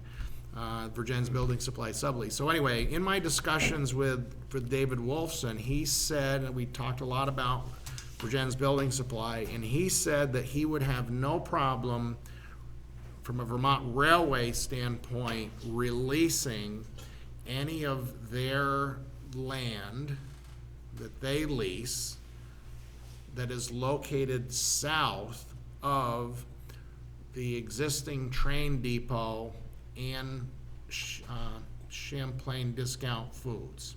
All right, so everything, that in essence is the Vergennes building supply lease, and maybe a little more, all right, I pulled out the map, they would release, all right, so, You mean sell it to us, or? they would release, they can't sell it, cause it's Okay. not theirs. They would release, let's say it's an acre of land, just Yeah. for the sake of discussion, he said that they would be willing to release that from their super lease with the Vermont Agency of Transportation. That's what he told So that would be me. the organization we would then negotiate. We these. would be dealing with V-Trans. All right, so we still would be leasing from somebody. Not necessarily, no, not necessarily. Because They- V-Trans, they could the do state of some- Vermont they could could sell sell- land, they They could could sell sell. the land. Okay. Yeah. Well, that's what I was getting to, so I just wanna make sure, So anyway, I mean, I felt that was a okay. good conversation, Yeah. good information. Interesting. I don't know how much time you wanna take in this, but I didn't understand the notes completely. Non-improved site considerations, I presume that means a site with nothing on it. That's basically. correct, right. Okay, all right. No building, the city may own construction on it, no cost to purchase the property. That doesn't necessarily exist for all the non-improved site considerations, right? No, it doesn't. Okay, so what does that mean Well, in there? There's the potential that it could be conveyed. It's a consideration for the Consideration. non-approved site. One of the considerations is whether we have to purchase it or not purchase it. Right. Okay, so, It's kind of theoretical. okay. and still, And then the location sites being considered, the non-improved sites that are being considered, the only two are those two? That don't have any building on it? That's what this is saying? I didn't check. say that again? There are two locations. Those listed are the here. ones that don't have any property, right now have no buildings on No, them. they're the only ones that don't have any buildings on Right, we did not discuss the other pieces that had buildings them. on Okay, them. but the property north of Jen's Auto, there is a cost to purchase that. There could be. Mel just said that there, We don't, well, we don't know yet. Okay. All right, And it could be, and now in hearing what Mel, in light of what Mel has said tonight, as Okay. far as the Virgin's building property. Okay. That could go many ways. That could be free, that could be, okay. Yeah. it might be purchased. Okay. A lot of variables there. But then there's a cost of demolition. Yeah, we know that, you know. That's- they- yeah. Yeah. Okay, all right, thank you. That answer your questions now, Pete? You all set? Yeah, I'll say that. Joe, did you have something? No? Excuse me. Okay, any other issues, or committee? Anything else about committees' reports? Hearing none, we'll move on to public comment, and again, for the ladies that came after we started, we announced the other individuals that were here earlier that, we did not do anything more on the, city policy green usage. That's, and it won't happen now. Mel goes under the knife tomorrow and is out for, sometime. a period of time. And so, our next meeting is gonna be June 12th, and that's mainly gonna focus on the zoning regulations that we're gonna try to deal with. And so, we won't be having the city use green, or the policy at that meeting. At the earliest, it'll be at the end of June, or possibly, could go into July. But we definitely will have this back. Mel is going to still put together all that was proposed and we came to a consensus on.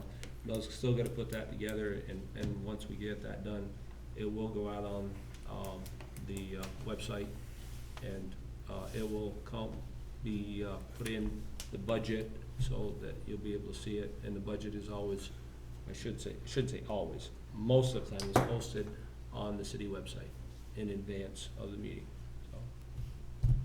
So, nothing will be happening tonight on that, all right?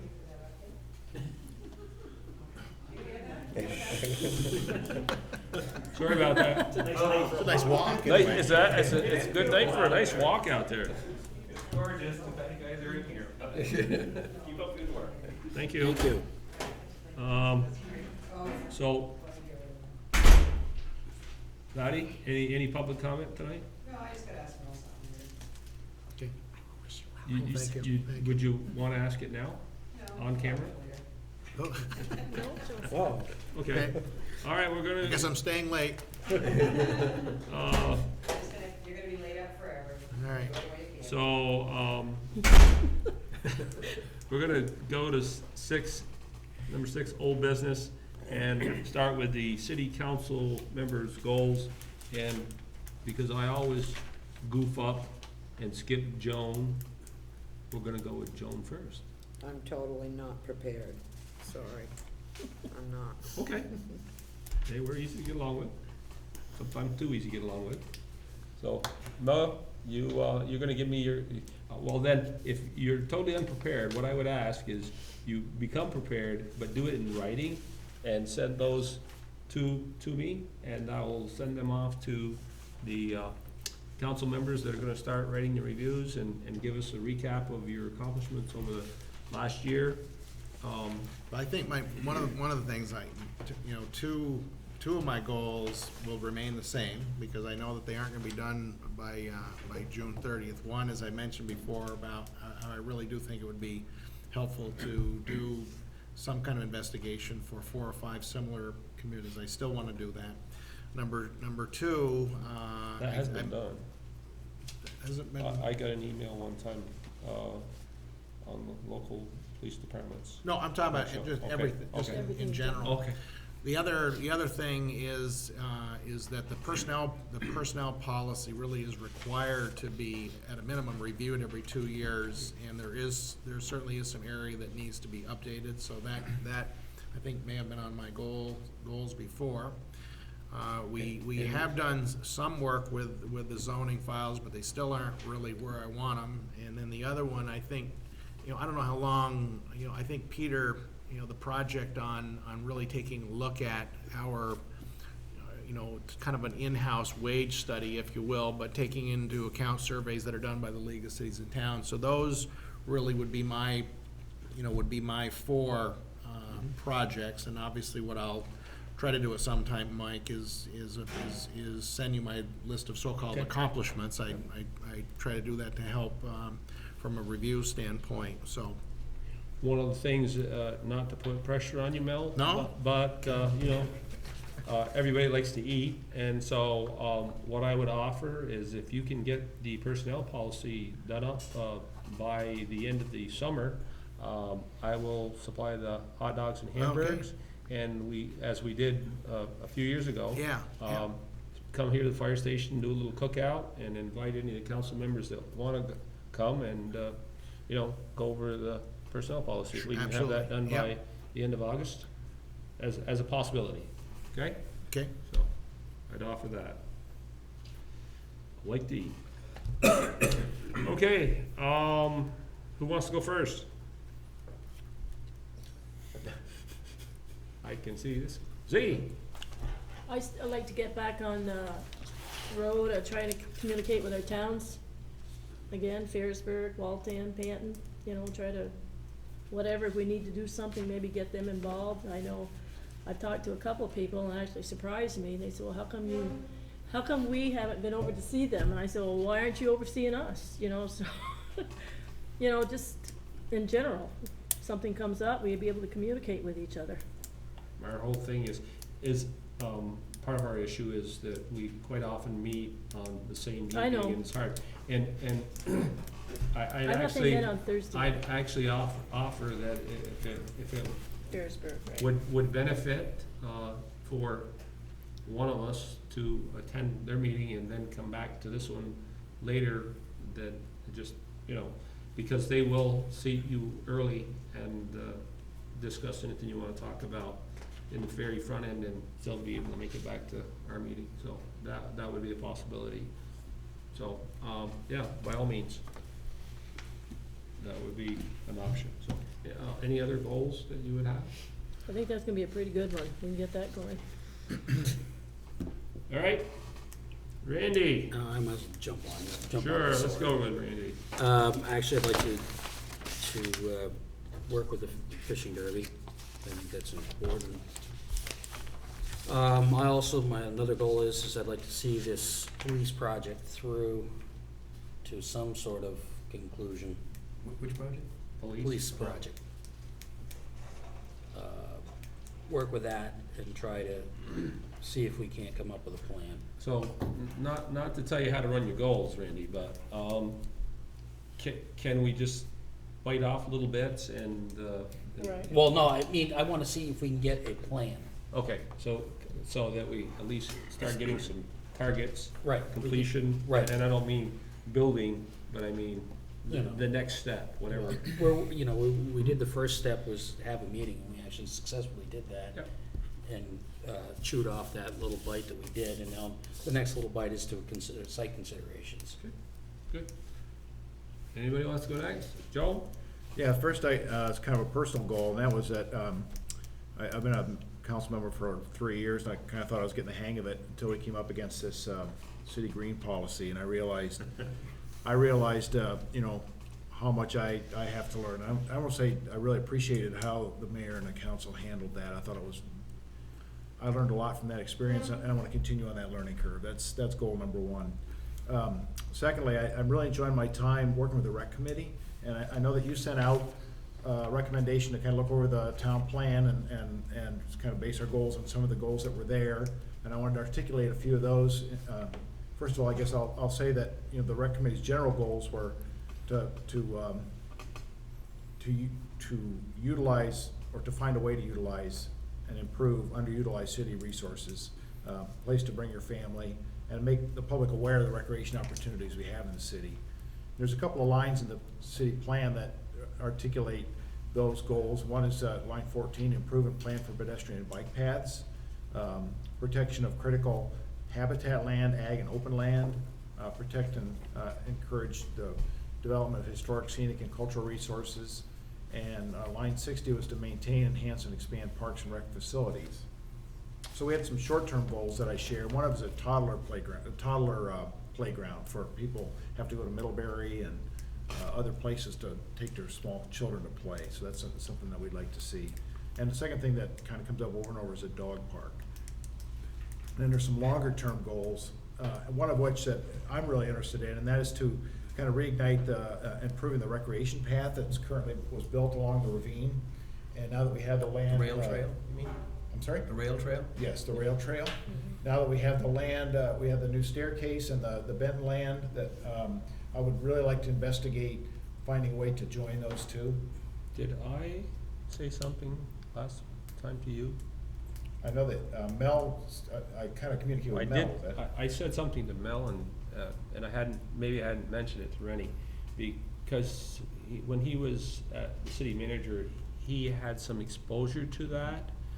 We realized it was a pass down from Randy Friday, so because of his plate is so full, I wanna see if I can lighten his burden a little bit and ask you if you could assist in some form to try to resurrect any easements or documents that you may know about, or that might be, that we have, so that we can start moving this rail trail and whatever else forward. We realize that, Recorded already, yeah. Well, Yeah, part- actually, all the pieces except for up The by north end, the other end next to Velco. And they had indicated, although before I left, there was an opportunity to do it, that they were willing to allow access across their land to get the last piece. But the last piece needs one of the major bridges. There are already, I think, three bridges built on the path right now. They were built by the Youth Conservation Corps. But that one last one, the ravine, is fairly significant, so it would be a pretty good bridge to build. I understand that's not something we can get done in the next 6 months, but it's something, it's a goal I would certainly like to pursue. and some of that work would be definitely better to be done in the, when the ground is frozen, to get equipment or supplies out there. I don't, you probably didn't remember to have that conversation with the people at Carreras, did you? I did not talk to about that. One of the suggestions that I came up with, that if they ever have any reject planks at Carreras, That's a great idea. if they have a way that they need to dispose of it, we might be willing to be a recipient. We'd have to figure out how we got it where it needed to go, and then we just have to construct some sort of a rail system on it. But I would think that would be definitely a possibility. So Randy, I'd love to have an opportunity to work with you on that. If you're willing to help. Well, whatever my feeble mind can remember. Yeah. The second long-term goal that I had written was I'd like to see the council work toward reestablishing the position of a recreation director.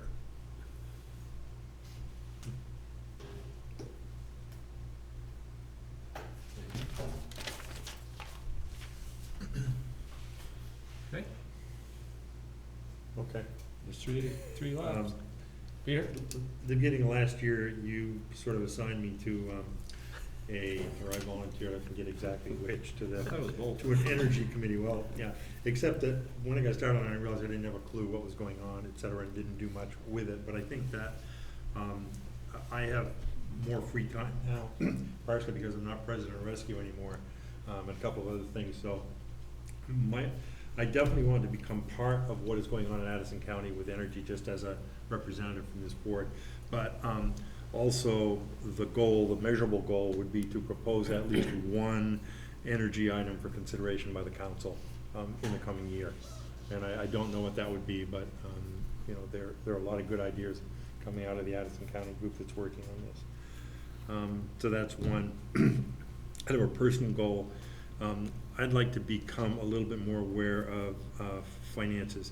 Every now and then, I think I have an understanding of where all the money is, et cetera, and then a new fund pops up that I have no clue about what it's about. And I think just having that general background, not that I'm gonna obviously second guess what you guys are doing on it, but just have that general background. And something that I wasn't aware of until you started talking about this personnel policy thing. I mean, that's my world, and I would certainly volunteer to be part of that and review stuff and give you some ideas. And that stuff I can do electronically without having to spend time meeting with you. So again, that's something that's a little easier in my schedule these days. So those would be the three things that I would have. Excellent, thank you.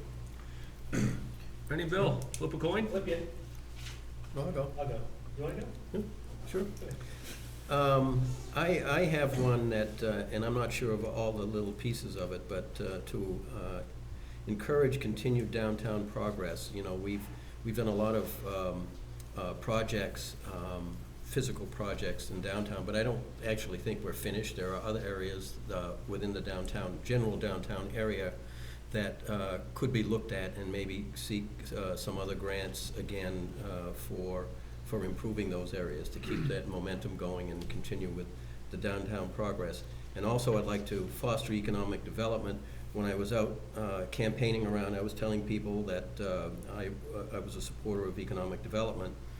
So what I'd like to do is develop some sort of economic development initiatives with the partnership and the chamber. And I can't tell you exactly what those initiatives are. But I'd have to explore what other cities and towns do as far as those types of initiatives. I do have a few in mind. I have one that is really easy, so I'd like to talk to you about that. Okay. And so my modest goal, as it relates to business, is to save one and gain one. Now, we may not have a business that is teetering and on the verge of going out for one reason or another, but if we do, I'm not sure what the city's involvement would be, but generally there's some way that a city can help out a company or some sort of business establishment to assist them in some way and to gain one. That is to look around and see wherever we've got vacant space, is there some way we can fill that space? Now, I'm not sure of all of the details relative to how the city works in with all of this, because that's some of that responsibility or work is partnership work or chamber work, but there are things that cities can do, supportive resolutions, different kinds of legislation that a council can do that can be business supportive. And so I would be looking at those kinds of things in order to encourage economic development. So, just one. That's fine. Sounds like a busy one. I think I would agree with Rennie on some of his comments on downtown. I mean, obviously, I've been there and done that, and I don't wanna be, you know, anybody's right-hand man, but I would like to continue to see downtown improve to the extent that the council can help, address that. I think my strengths are in what I know best, which is probably real estate and buildings. And I have prepared lots and lots of budgets. And I went through Mel emailed me this, I'm not sure if you guys got it, the matrix that you put together with Neil Curtis. Neil Curtis. Yes, Yes, we have. I got that too. Did you so get it? I we mean, all got it. it's Yeah. fascinating. I Yeah. mean, there's some duplication, Yeah. but there's a section that is kind of like city council sort, which is most of the items that the city council would deal with. And I went through and I kind of highlighted some of the ones that I thought I'd like to be involved with. And one is, you know, working on routine maintenance and improvements of city buildings.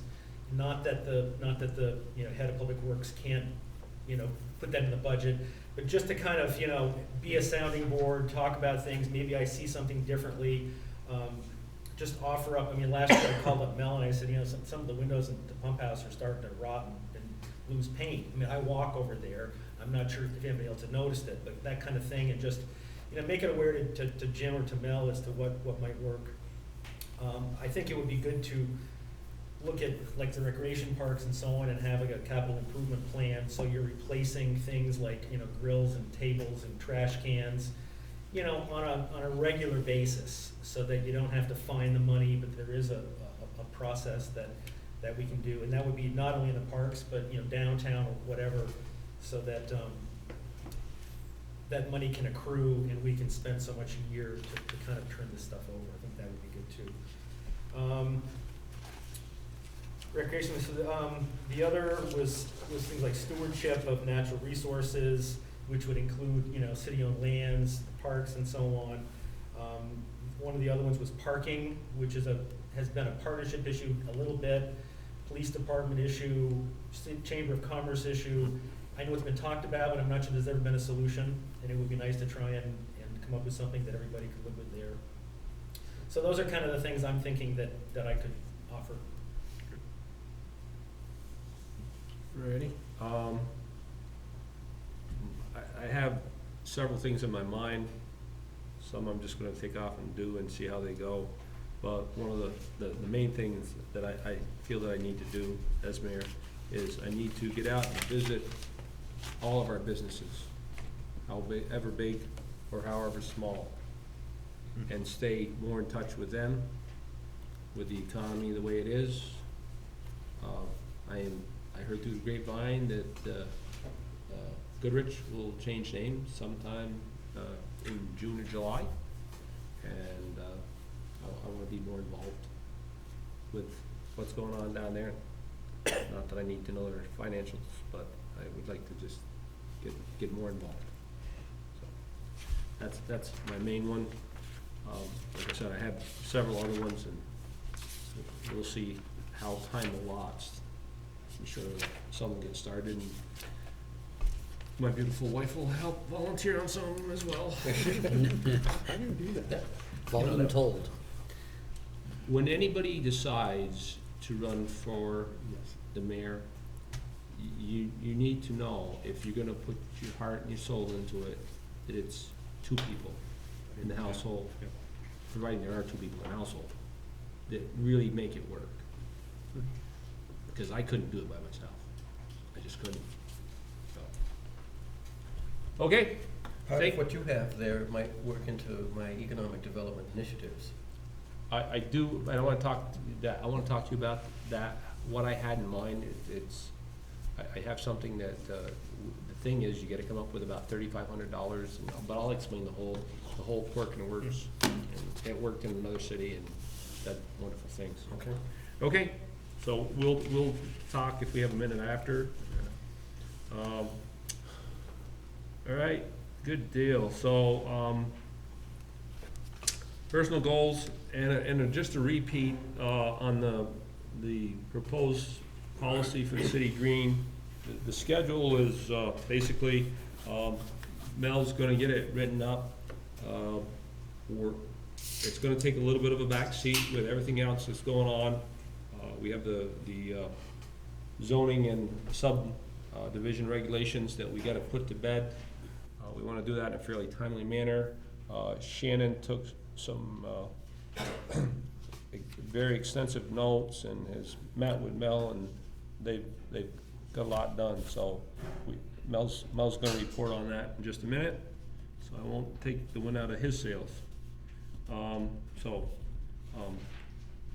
But this will all be happening probably, we're hoping we can get it wrapped up the end of June. If not, it'll go into July at this point, so. Okay, so, Mel? Yeah, thanks, Mike, for mentioning about the notes. The planning commission held their May meeting on May 14th, just under a week after your public hearing, and I handed out the minutes to that meeting. This is full credit to Shannon Haggett. I can tell you, I am absolutely spoiled by this guy. I don't know how he does it. He runs a meeting and takes notes at the same time, and this is an example of Shannon's work, and it's not like it happens once in a while. This is how he works. So what this set of minutes are to their planning commission meeting is a combination of all of the testimony, kind of by section of what was brought up at your hearing. Also, the planning commission has some of their own points, so those are all wrapped up into this set of minutes. The zoning regulations, they're really yours at this point. They're not theirs, and the planning commission is in a position to be able to, with some direction from the city council, put forth very specific changes. So I'm hoping that on June 12th, when there's this workshop, that there will be some very clear direction, just so everybody understands the way that it works. On April 10th, when the city council set the date for its first public hearing, that started a 150-day clock. And during that 150 days, any application that comes to me as a zoning administrator or to the DRB gets reviewed by both the current zoning regulations and the proposed regulations. Once you hit day 151, it is no longer, any applications are no longer reviewed by both sets of zoning regulations. They are only reviewed by the current regulations. I would just ask that because of the importance of the creation of the historic neighborhood district, standards in the central business district, and the mission, if you will, or vision, I should say, about the Northern Gateway District, and I know this sounds a little threatening to you, or more than my normal encouragement. I would like you to take a look at the calendar and work backwards from that 150 days, because if the regulations are not adopted by that date, any application that comes in on day 151 will be reviewed under the current regulations, all right? So, What's the start date now? April 10th that was the city council meeting when the city council set the date of its hearing, and that's when the 150 days is counted from. I've looked at a calendar, but I can't give you the date, but somebody can figure that out. So that's the first one. Number two, every year, we get a financial statement from the Addison Housing Limited Partnership, which is the owner of the so-called Maynard Building. And I try to read this set of financial statements to try to figure out how much money might be available for them to return. And the problem is that it's commingled with properties in Middlebury or Bristol. But anyway, I called Glenn Von Berg, something or other, and it did appear that there was a fair amount of cash sitting in that, based on my reading of it, and he said that he was pretty confident that they would be able to pay off that loan. And the payoff is around $70,000 loan, Joan, I believe, off the top of my head. So anyway, Rennie, getting back to your, just trying to put a little tool in your toolbox there, that soon, there'll be another $70,000 that will come back, from that Maynard fund, together with, I think there's about 30,000 in there right now, something like that. Don't hold me to it, but it's something like that. So anyway, I just wanted to report on that. The other thing is, one of the things that I've been doing, maybe sometimes in a subtle way and maybe sometimes not in a subtle way, is I really don't like the city council doing administrative nonsense, to be honest with you. You know, the reason why you don't have caterers permits coming to you is because Joan can read an insurance certificate as good as anybody, and so it's just more efficient for you people to not get bogged down with that administrative chores, and we can serve the public a little better. And so if anybody's wondering why you haven't seen social service agency agreements, is because I signed them all. I changed all of those, so it's just signed by me. I mean, it's a real simple exercise. It's the same template that's been used for years, and we don't need to put 28 agreements around the table, lose 3 of them, find out what happened to that one, chase them around. So those have gone, just so that you know. And if you wanted to sign them, I'm sorry, we can always change it back. The recycling contracts, those went out in the mail today. The fire contracts, once the city council adopts that fire department budget, we will do those contracts.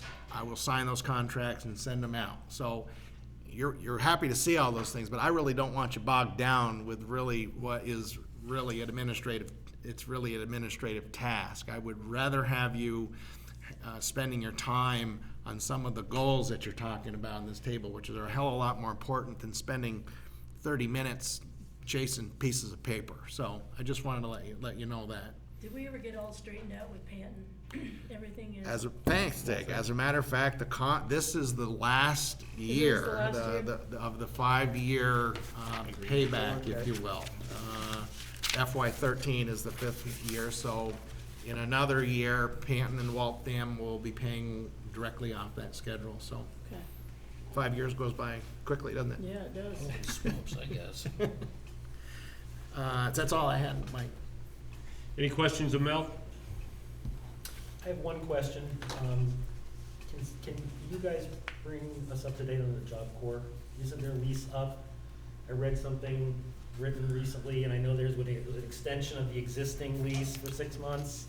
Well, Is that the right? lease expires on June 30th, 2013. 213. 2013. Okay. But Yeah, their June 30th. contractor runs out before then. Hmm? It's a little weird because the contract is, sure. what is a little strange is that the procurement process that the Department of Labor is going through is for a contract with an operator of Northlands for calendar year 2013. So that's a little strange. I haven't heard any more about, what is the boat, Midnight Cruise or the boat that comes up here? Have they got Moonlight hold of it? Lady. Yeah, Moonlight Lady? there was an email that came to me. Asking questions. Yeah, and somebody that you was reply thinking back. at buying it, Yeah. and I wrote them back and never heard from them again. Oh, okay. I see it setting in Burlington. Yeah. So, So I mean, As far as your update goes, the only thing that, and correct me if I'm wrong, Mel, the only thing that we know is we entertained Tony Standings at a meeting, and there was another gentleman whose name, did you meet with him, Randy? I met with No. Reggie Williams, I think Williams? his name was. Benji. Ben, I'm sorry, you're right. Benji Williams. Benji Williams, I met with him. And had a conversation with Benji. He was representing another company. Those are only 2 that we were aware of that are up here. Yeah. Trying to schmooze us a little bit, but. There's always been discussion Yeah. about, the future of that, and it probably won't be a Job Corps Center forever. And has there ever been any discussion or planning as to what might happen next?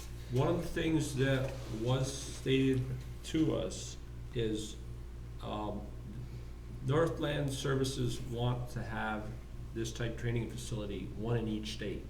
This is the only one in Vermont. So, the statements that I put forth to those people is, once you get the job, we'll sit down and you will tell me what you're going to do. I will not tell you what I want, because then I can hold you to what you say. Well, find out what value you have. So, that was very clear. Okay, so, any other questions about? If not, we'll go to new business, and that would be the appointment of an acting administrative officer. Yeah, administrative officer is really the legal name of a zoning administrator. They all call it zoning administrators, but anyway, because I'm going to be incapacity, is that the word? I guess, for a little while here. In the minutes to the May 4th Planning Commission meeting, the way the process works for an acting zoning administrator is it's no different than my position. It's nominated by the Planning Commission, subject to approval, confirmation by the City Council, and the Planning Commission has nominated that Jason Farrell be the acting administrative officer in my absence. I'd ask for a motion. Make said motion. Randy makes the motion. Do I have a second? Second. Peter seconded it. Open for discussion. This is zoning? Yes. Okay, all right. And is there a time limit? Is it, you just decide when his term is When up, or? When I'm back, he's done. Okay. And I assume this is okay with you? Yeah, actually, I met with me. I'm fine with that, yeah. Yeah. Oh, yeah, I'm fine with that, Yeah, absolutely. okay. It's my That recommendation. selection, Yeah, yeah, okay. yeah. Actually, I met with Jason today, because the DRB has a meeting on June 4th. I'm probably won't be at that meeting. I really hope to be able to be, having email or whatever before June 4th, but things that need to be signed, things that, he is gonna need a little help from you, Joan, if there's notices, that need to go to the newspaper, unless I can do them, so there, and if there's any certificates or declarations relative to a little bit of deed research, he may need a little bit of help with that, but I've got everything, off my plate, and I don't wanna say that he's all set, but because there is a few things in the work, so, I met for about an hour, that's why I was a little late, Mike, so, anyway, so, it's fine. Do I still have to go to that meeting? I do, Yes, don't you I? do. All right, put that on the list. You sound thrilled, Dick. In Mel's absence, we have a motion to forgot. appoint Mr. Farrell, replace Mel while he's out having surgery. Any other discussion? Hearing none, all those in favor? Aye. Opposed? So carried. I had to renumber the last budget you gave me. Oh. I had two eights in there. Agendas? so- Yeah, Oh, the that's the agenda. agenda. Oh, did I really? Yeah, but that's all Okay. right. Slip of the keyboard. Just to remind everybody, you all know, Monday parade, it is Henry Rotten's last, parade. Official act. Oh, really? Yeah. He's stepping down and letting somebody else take over. So please extend your thanks to him as a citizen, as a council person, for all the, I don't know how many years, it I must was be gonna close say, to do you 50. know how many years? It must be about 50 It was years. It was 50 years in the release, according from John Mitchell, Oh, really? So, 50 years. Wow. so, please extend your well wishes for Henry, and a fantastic job that he's done. He's, his best accomplishment I think, has been the weather. No, I mean, he's thrown some really very nice parades, but I think he always comes through with the weather, and they're saying Monday's weather's supposed to be beautiful. Oh, and there's also, Thursday night, the partnership is having a kind of a mixer thing at the Opera House. That's right. It's like old and new or something, they're comparing Back 30 to or the 40 future. years ago to today and the future, and so it sounds interesting. So there's some posters up, but it's Thursday from 6 to 7:30, I think. Yep. This And Thursday night? Yeah. This Thursday night, and then tomorrow night, 7 PM, I believe it's at the You should have got an email from George on The his Vergennes Community Action Group, group. Yep, that's tomorrow night at the high school, 7:00. 7 o'clock. One of the things that we're trying different, save the city a little bit of money, is this time we're putting the city voice only on the website. Where we're saving is time distributing it.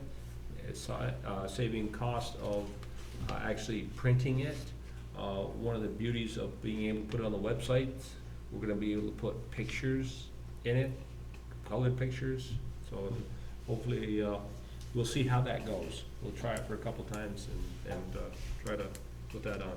So, if anybody has anything they wanna add to an article or something, don't hesitate, drop us a note, but it's gonna be up on the site by the end of this week. Okay? Of all things that we really wanna do, Judy and I, Mel, wanna wish you the best. Here's here. Everything will go great, and we'll try to have a six-pack waiting once you come out. It'll be the first one in Chill. at least 2 weeks. Okay. They put me on the wagon before the surgery, so. So, I'd offer to mow your lawn, but I don't think you want me using that little mulcher. No. You may have to you may have to mow a little more. All right. Just for a couple times. I will, we'll see if you need help. I just got a brand-new Z-turn. I'll come down and. but I can use yours if you want me to. Absolutely, you can go for it. It's all right. Don't bother me, I love mowing. Okay, we're gonna go back into the, reconvene on the budget workshop here in a minute, but I ask for a motion to adjourn this session. Randy, Make said motion. second? Second. I don't know who got it out first, either Randy or Joe, one of them.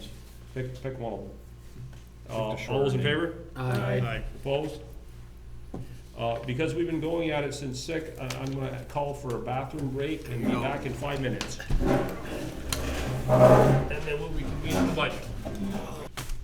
Okay, we're gonna reconvene our budget, I'm not sure. work session. Oh, yeah. And again, it's not to keep you here any longer than necessary.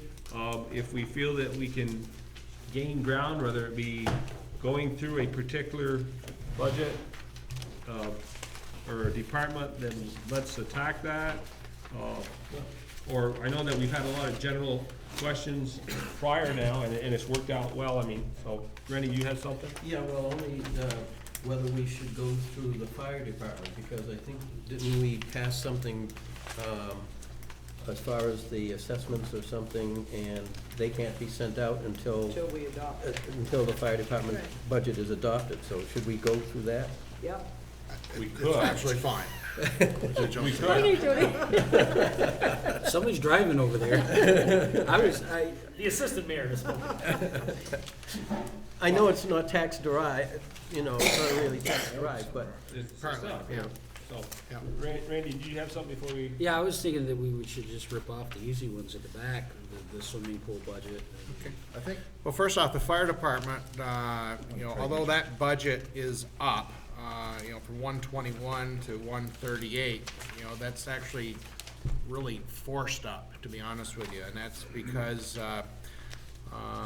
Jim, you can see there's $10,000 in there in vehicle and maintenance. It's amazing. It seems like just yesterday when we bought the 1995 two pumpers, all right? And so it wasn't yesterday, it was 27 years ago. And so obviously now we start looking at some additional maintenance costs. Now, one of the things is FY 2011, we ended the year with a $14,000 or $15,000 fund balance. We're probably gonna look at, some of a fund balance. And so what you can see here is I have an expense budget of 138.1 versus a revenue stream of 123,100, and that $15,000, what appears to be a shortfall, is because of its strong fund balance. And to me, I treat all of this stuff the same.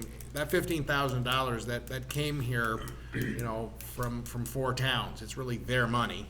They gave it to us to be used for fire, and we didn't use it. And so, to me, if it didn't get used, we kinda need to give it back to them, and that's really how it's, how it's given back to them, so that we aren't, in essence, assessing them or having their contracts be calculated at the 138.1. We're offsetting that by $15,000.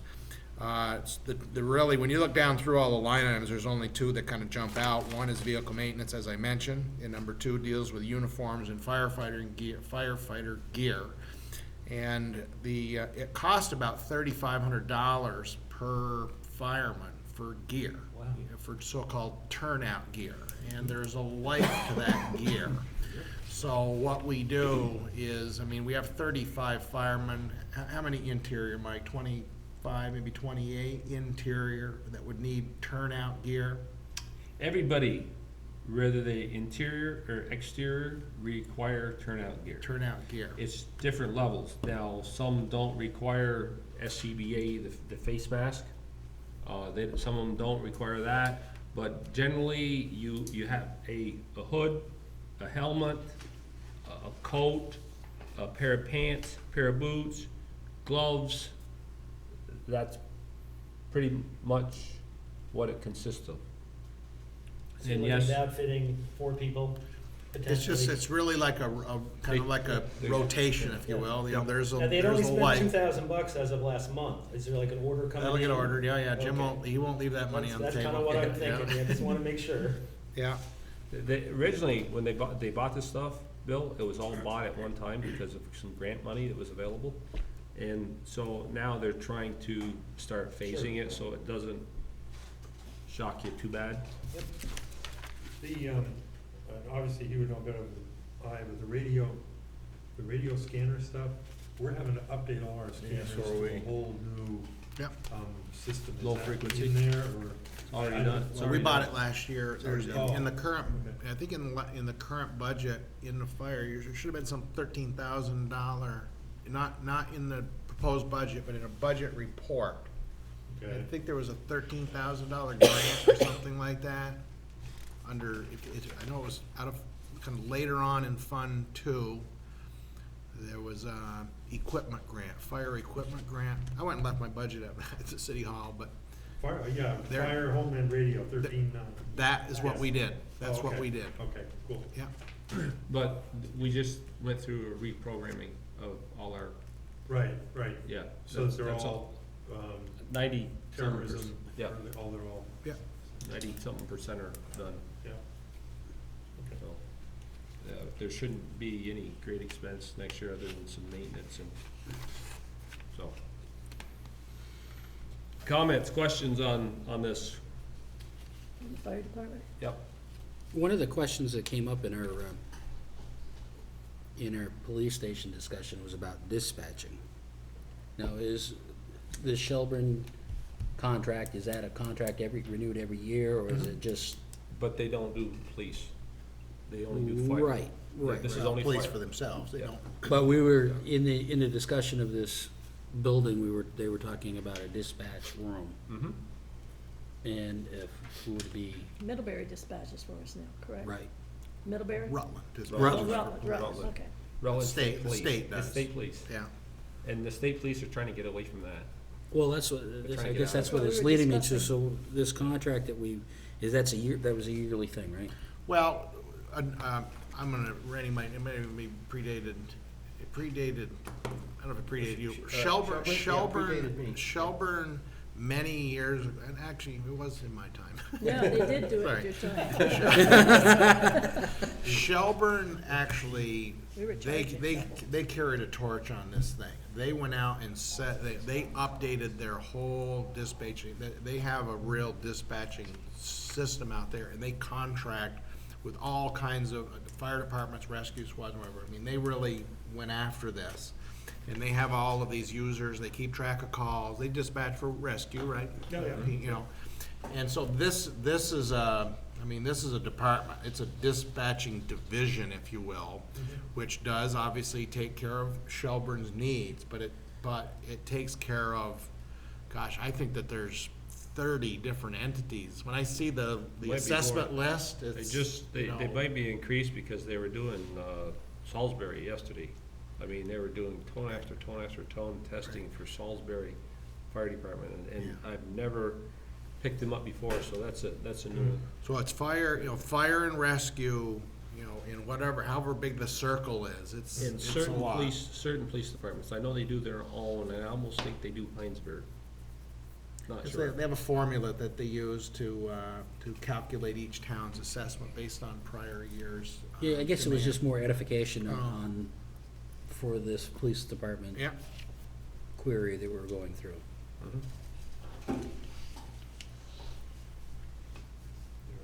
So, Do you need a motion or something? I was just wondering if there's any other questions of Mel, that need to be asked, before we, I think we could because do one a of the things consensus. is that, I mean, if you wanted Consensus? to If we're consensus happy. or adopt this budget, it does enable us to bill this out a little early. It's not, and actually, it's more about letting the other towns know, because keep in mind, they adopted their budgets back in March. They don't have a clue what the Vergennes assessment is really gonna be, all right? And so, good news or bad news, the earlier the better, all right? So, one of the things is this budget really, it sets one line in the, from a city standpoint, if you were to adopt this budget, it sets one line in your general fund, the 47,110, if I did this thing right. I did. If you turn it back to page 4, under fire protection Vergennes, you'll see where it says 47,110. That's the same number. So the point is that if this is the budget, and we're gonna use the $15,000, if this budget, like the city council approved the recycling budget early, it allows us to do those contracts and send them out to the town so they know what their bill's gonna be. And you could do this, you could do the same with the fire, and that's all it does, it just enables us to bill it out early. One question, if we're at 138 with a 123 revenue stream, because of that 15,000 carryover. Yep, What do we do next year? yeah. Are we gonna go from 138 up without a carryover, which is then going to increase the tax rate? They're pretty frugal, there's usually something. It's very possible that, what we could do is say, okay, we're only gonna buy 3 turnout gear next year, I mean, obviously, By carrying it over like that, it's kind of, it's not like you're looking apples and apples, because none of the other departments are doing that. Right. I mean, I would hope, Jim, knows the drill. I mean, we're not, we don't like gouging ourselves or anybody, and I think that everybody appreciates, stable funding, all right? And But one that's of the not, things, it's not an automatic floor for next year. no, Okay, that's always the element not in my thing. opinion, Yeah, no, okay. no. I've got a question, just because I'm looking on page 4. There's a firefighter wages city, Yep, that's how's it what, work? You extra. wanna know how it works? Fire department payroll, okay? Yeah, This is how fire department payroll works. Firemen are paid twice a year. They're based on, they're paid on a formula, and it's a combination of base pay, position pay, and fire alarms, all right? Everybody who's in the fire department gets $35 a year. And then if you hold a position like chief, you get $150. Deputy chief, $125. There's no second deputy. The captains get paid $85 apiece. If you're a driver, you get $50. You add up all all of the base pay and the position pay, and if it were at a full complement, it equals $2,400. So that's the Okay. first line in that budget, all right? Anytime that they have a fire, Okay. if the fire occurs in Panton, Waltham, or Ferrisburg, based on the contracts that we have with those 3 communities, Joan bills them out okay, at $8 an hour, okay. and they're paid and twice a year, they're paid $8 an hour. Okay. We don't bother to bill ourselves, we just keep track of it. And Okay. every 6 months, when it's time to pay the firemen, there's a spreadsheet that's about this wide, all right, that we put together. I've trained Leslie in how to do this thing so that firemen get paid. So in essence, out-of-town fires, whether or not they're in Vergennes, Mm-hmm. Waltham, Panton, or Ferrisburg, Right. are off budget, Okay, okay? So, now mutual aid are all other alarms that are not fires. For instance, water rescue is an example, that's not a fire. If there's a water rescue, whether or not it's in Vergennes or in the lake, depending on what town, it's not a fire. So it's not a billable call. And Joan and I communicate these kinds of things to make sure that we're following the contracts. Also, if there's an accident, Yeah. it's mutual aid.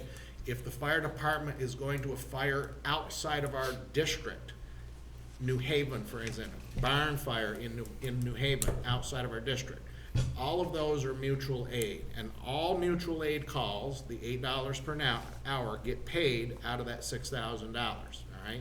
out of the, which? It's the second line, the second line in the Aid budget, calls, okay, yeah. okay? All right, Also, just so Mutual aid, that you know, any mandatory training, they are also paid out of mutual aid. There's a couple of things that everybody has to do or something. There may be, if Jim does it, I don't know that he always does it, so there is one other training cost that goes in You there. have to have NIMS, National Institution, it's a standard system, I know. you know what it is. But there's other things, if you're gonna stay hazmat certified, you have to have so many hours a year, reserve it, the whole nine yards. So in essence, if you're trying to say, one of the things is that yes, there is wages. I can tell you that the total fire department wages is about $15,000 a year total, all right? 8,400 of it is paid by the budget between Yeah. base and position pay right, and mutual aid. yeah, The other 60 whatever hundred is fires that occur, that are actually billed and collected. It runs through the fire fund, but it's really non-budget activity. okay. But the line item that's in general expenses, Yep, wages city, yep, that's not any, you haven't talked about that one. fires in Vergennes. That's- Anytime there's That's a fires, I got it, okay, all right. Fires in Virginia. fire in Vergennes. Fire in Virginia, fire in the other towns, mutual aid, okay. Right, and you don't see the fires in the other town. The out of town. Unless Right. unless we were to run a trial Yeah. balance Yep. thing for you, you don't see it, because it's It's a really a non-budget. wash. Yeah, I got it. You know, we bill it, Yeah. 8 firemen go, 10 Piece of firemen go, equipment. $80, we send Waltham a bill for $80, we take their $80, every pay 6 out. months, we put all those $80 together or whatever, and we pay Okay. the fire All department. right, I think I understand. Thank you. Okay. Any other questions? We're not doing any damage by passing this now, right? No, Oh, okay, so. You're on the ball today. Well, we just ask him. Joe, you wanna make the motion? Okay, I guess, we'll ask for a motion to, pass the fire department's, recommended budget. or- Can we do a motion, or does it have to be consensus since we're out of a meeting? Well, let me, Oh, excuse me, you're right. yeah, you're out of meeting, that's right. Out of meeting. Let's do a consensus. We can roll on a consensus. yeah. All those in favor show their hands. Everybody showed their hands, except for Mel. But we are still, just for the record, we are still meeting. Joan's taking Yeah, it, I'm we're still reading meeting. minutes. Yeah, it's Still okay. meeting. But I think typically we stay away from motions in a work Yeah. session, but Yeah. it's still a public meeting, And it's, public's gonna see this. They surely So, will. okay, so we have a consensus that, this To is approve. a go. Yeah, and so basically, if I'm understanding this consensus, it allows me, when I have a minute, to take the spreadsheet that calculates these numbers, put them into the contracts, get them out to the towns, bill the towns. Yep. And did we wanna do while we're really rocking and rolling, do we wanna take and do the recycling I one? think you already did that one Yep, we a did. month ago, or Yeah. a couple meetings ago. That one's done. April. So which other ones can we do to actually, How about the Can I swimming ask, pool? back up 1 second, just while we're back on general expenses, while we're looking at that, I just had a question about the recreation funding, what page? page 4, top of page 4, 1-7-4084.02. Does that, when we increase the reserve fund, is that reflection of that? I thought that appropriation went up. No. Okay, that's what- That line item, that recreation funding line item of $5,000 pays for the following items. $500 for, our share of the fireworks. $250 for, I think that's where the Memorial Day markers, it's a little Yeah. questionable why it's out of there. There's a $500 is towards the fishing derby if they need it, because if they raise enough money, we don't push any money over there. Yeah. And the operation of the skating rink comes out of that line item. Any wages and any fuel, maintenance to that building would come out of there. I think that's basically it for what that line item is used for. Relative to other facilities maintenance, that comes out of the Recreation Facilities Reserve Fund that earns its money from the income from the watershed That's not really, fund. that's not in there. That's not Yeah, there. okay, that's what I thought, I just, thank you. Right.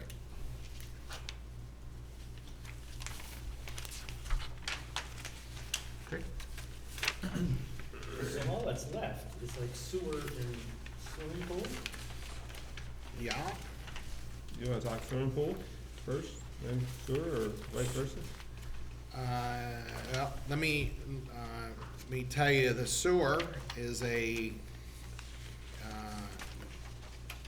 I will tell you that obviously this sewer budget is a balanced budget. You know, that revenue is real. That $586,000 is indeed what I would expect to receive based on our current rates. You know, the $9,000 in penalty and interest just comes from experience. And the expenses at $595. I will tell you that we have, I think, about an $80,000 or $90,000 surplus in this fund, of which, unlike the fire department, I'm not bringing that forward and saying, let's spend some money out of it. I will tell you that, to keep in mind, we have a 1272 order that we received a few months ago, of which we have to hire an engineer to assess all of this infiltration and whatever, and obviously, you know, at some point, you know, we're gonna have to be dipping into those reserves, so that one's is run a little bit different. And I will tell you that the current rates generate those dollars, and we have a reserve as well. And that, just to let you know, the legislators voted money to move a project forward on a stormwater sewer replacement project that's over in Northland. That was put on hold because they didn't think they were gonna have the funds available, but that did pass in this last session, so. Speaking of that's really stormwater, needed. any, sorry to, No, they flooded, by the way, this last storm, along with other citizens, which maybe some of you heard from some of them. I witnessed it personally, Yep. Mel and I were over Yep. there and watching it. But the chapel, the gym flooded again, along with a bunch of people Brand new floor. in Crosby. I was standing at the back of my house, and I thought I was right in the middle of the river, Oh my because I was gosh, coming that down was- the road and across the field in front of me, it was just like, Teresa my next door neighbor calls me up, what am I supposed to do? I said, just sit tight, do not go anywhere. That was a lot of water. Yeah, 2¼ inches of water in 45 minutes, or 2¼ inches of rain in 45 minutes. Mel, where would that $90,000 be? Is it in the budget somewhere? It's, As a special revenue or a? it's a fund balance, it's not showing up there. Okay. You know, there's another report that I could do, it's, you know, Joan says it's 33 pages, but if you suppress his errors, it's only 17. I mean, there is another report that I'd be happy to do for you sometime. They should Because probably actually would be see it. helpful Yeah. for, cause it actually looks kinda like a treasurer's report, all right? And I don't like to bombard you with paper, but,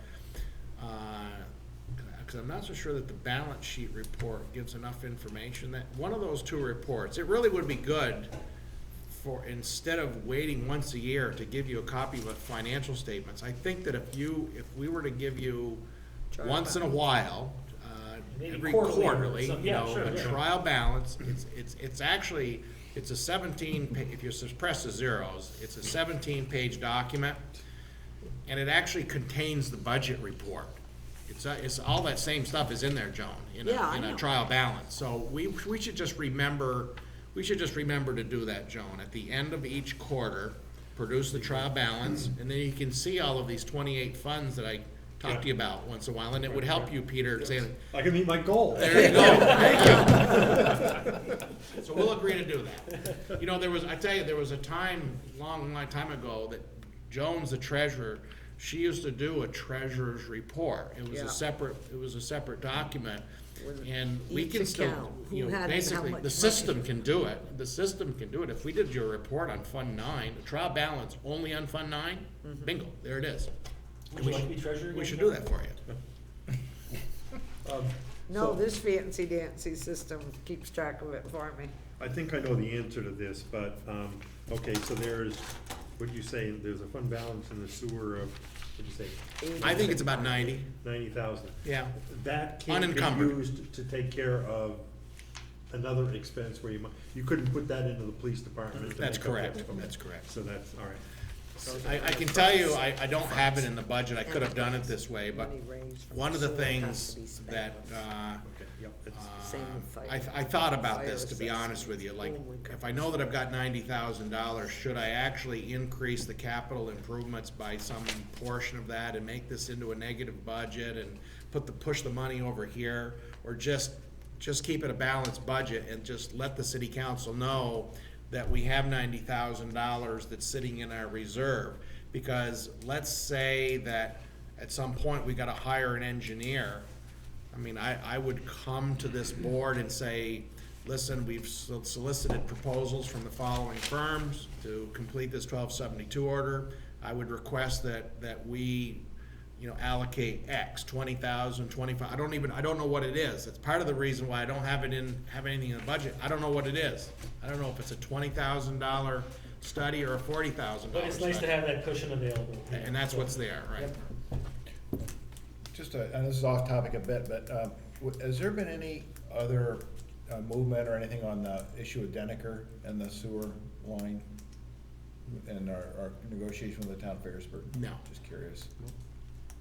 No, that's got pushed back and forth until somebody decides in Ferrisburg to create a separate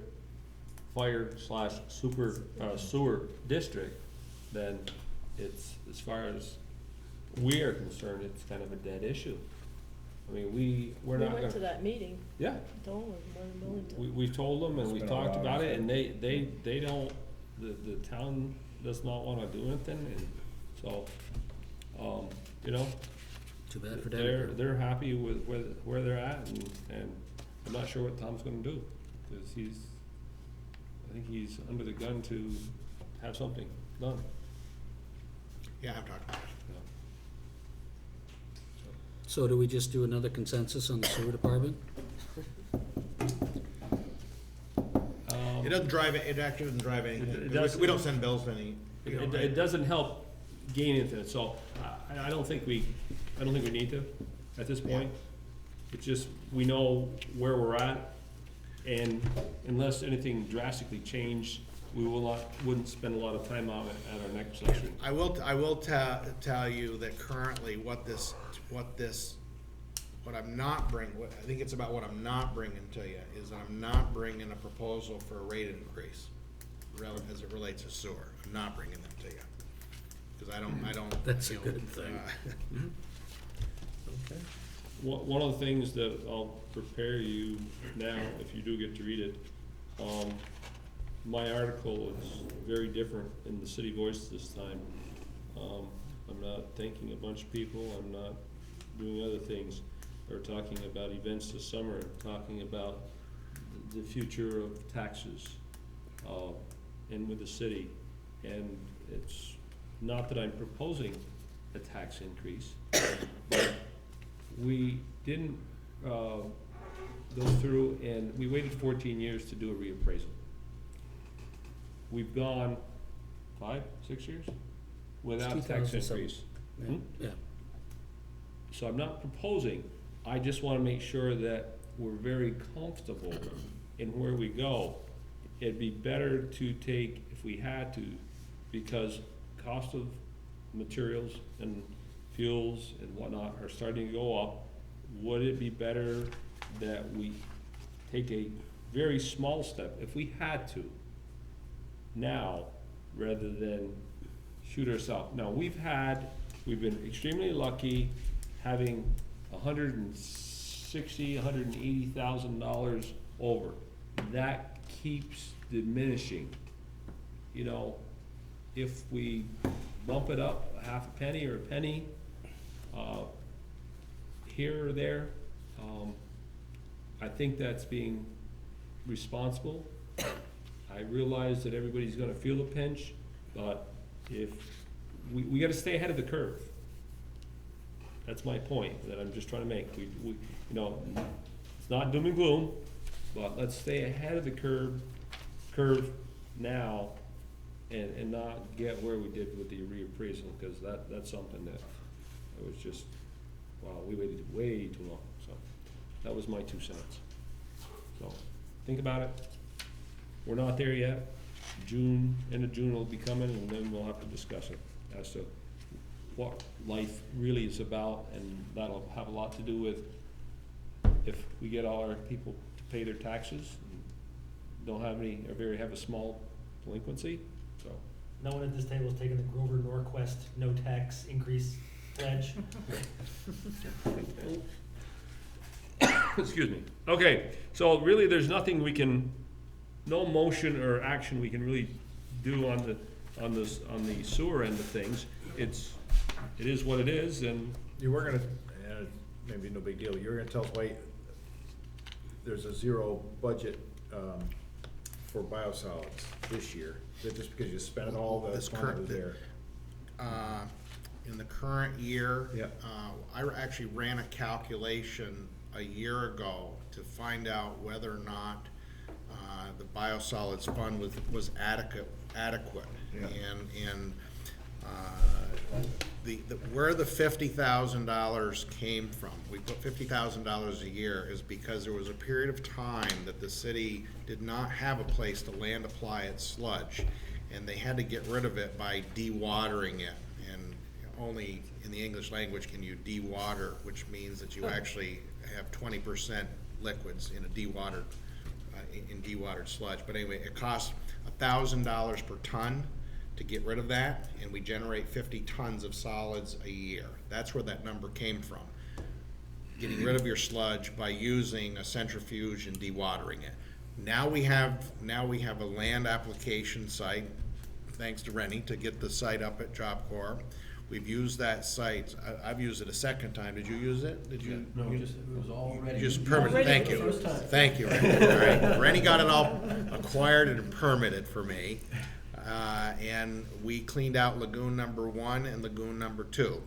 Cost 14.5 cents per gallon for lagoon 1, 16.5 cents for lagoon 2. Now we know how much solids we accumulate in a period of time. You can build a spreadsheet, you can calculate it. And it actually equals $37,500 is what the math is. I made that $40,000 because there is some engineering costs associated with that.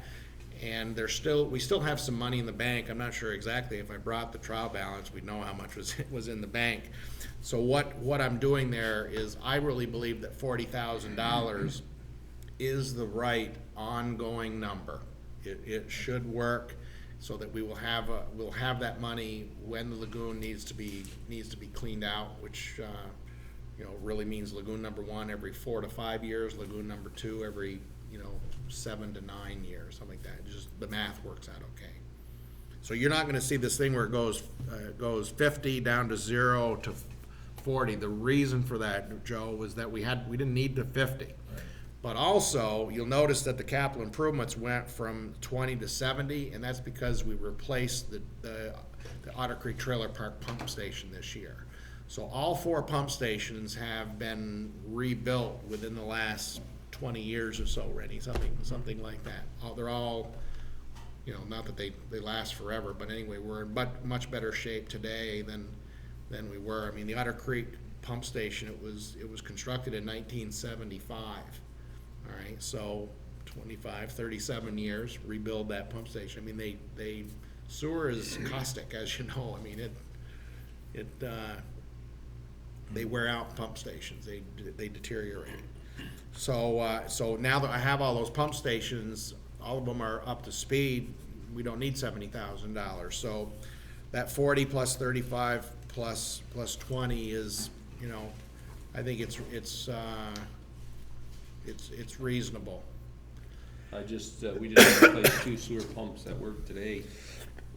Pumps were, the two pumps totaled $9,000, and they last 5 years, and they're throwaways. So, I tried to look the other day, I wish I had it memorized, Joe. I looked at it as to how many more years we had left. See that $123,400, the $123,400, that's our bond payment, that's an interest-free loan. And I looked at it, Joan, the other day as to how many years we had left on that. I'm thinking it's in sight. It's like Yeah. 5 or 6 or something like that. Yeah, it is around that. Right? It's Yeah. in sight. So, Just in time to do it all over again. Yeah, they say Well, it's good for 20 years. let's hope not. So that's, I mean, in essence, the way that I see it is once that goes away, you know, It's I like can tell you. a car, though. You should never really deplete that resource. You should try to keep it there to build it for the future. Yeah. Because something will come up and you will have to. That's what I'm saying, you know, doing We'll it, have to update. we'll have to update in 20 years. So, yep. Okay, so there's nothing more that we can do on the sewer? Any other Sewer looks good to questions? me. Questions? You think we got time to, Swimming talk pool. about the swimming pool? Yeah, don't forget, I still have questions. Yes, ma'am, I apologize. Well, before we do, we're gonna go right to your questions. All right. I don't know when to ask these questions, so I thought I might as well ask them now. It's not that I'm picking on the police department, but people have asked me questions, and I said I'd get to it, I never did, so now I thought it'd be a good time to figure out. One thing when I first came on as city council is that if a police cruiser was gonna be bought, or we're gonna get rid of one, it was kind of brought to our attention, let us know what was going on. And if somebody was gonna be hired, you know, it just make us aware. I mean, when you're sitting here and all of a sudden you see a new recruit over there, and you don't know anything about it, being on city council, it kinda makes you feel a little different, weird, it does me. You know, or even if somebody wants to buy, just let us know what's going on. I think that would help a lot of us out. You know, like, somebody said, oh, you bought a cruiser, what do you think about that cruiser? Why do you have so many? I said, what cruiser? Well, Jesus, you bought a cruiser a couple of months ago, didn't you know that? And I didn't know it. And I didn't, you know, when we have a new recruit, I don't know it. And I feel kind of out of place. I think we should just be aware of things like that. You just bring it to our attention, you know, at a meeting. And that's where we've actually allowed Mel, and if the council wants to be Just to more make us- stringent in those areas, or wants more information, we need to make him aware that we're not trying to micromanage. No, we're not. I'd just like to know. But it just helps us sell whatever it is out to the public, so. Well, I will tell you, Zig, that there should be no changes in the size of the police department under this budget. We currently have 10 people on our roster. There's 6 full-time. One of them is paid under a COPS grant, which is free, if you will, until you get to the 4th year. And then there's 4 part-timers.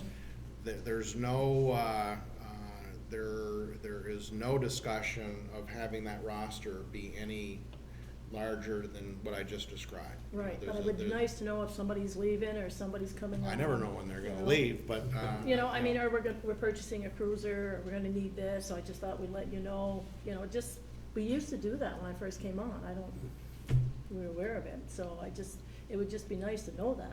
well, I'm telling you that we are not purchasing a cruiser with this Well, budget, thank that you. I'm telling you. All right. And in last year's budget, I'm telling you, the budget was 38,000, I felt I made it clear that we were replacing a budget. Now, how did we get to 4 cruisers? Rennie, you'll have to answer that, I'm not gonna answer that, but we have 4 cruisers. We typically have 2 people on, there's a K-9, which is dedicated to the K-9, and so the other one's a spare, frankly, I don't know how we ever ran with 1 or 2, to be honest with you. bad? I think there were 4 when I came on, and they were put into a rotation.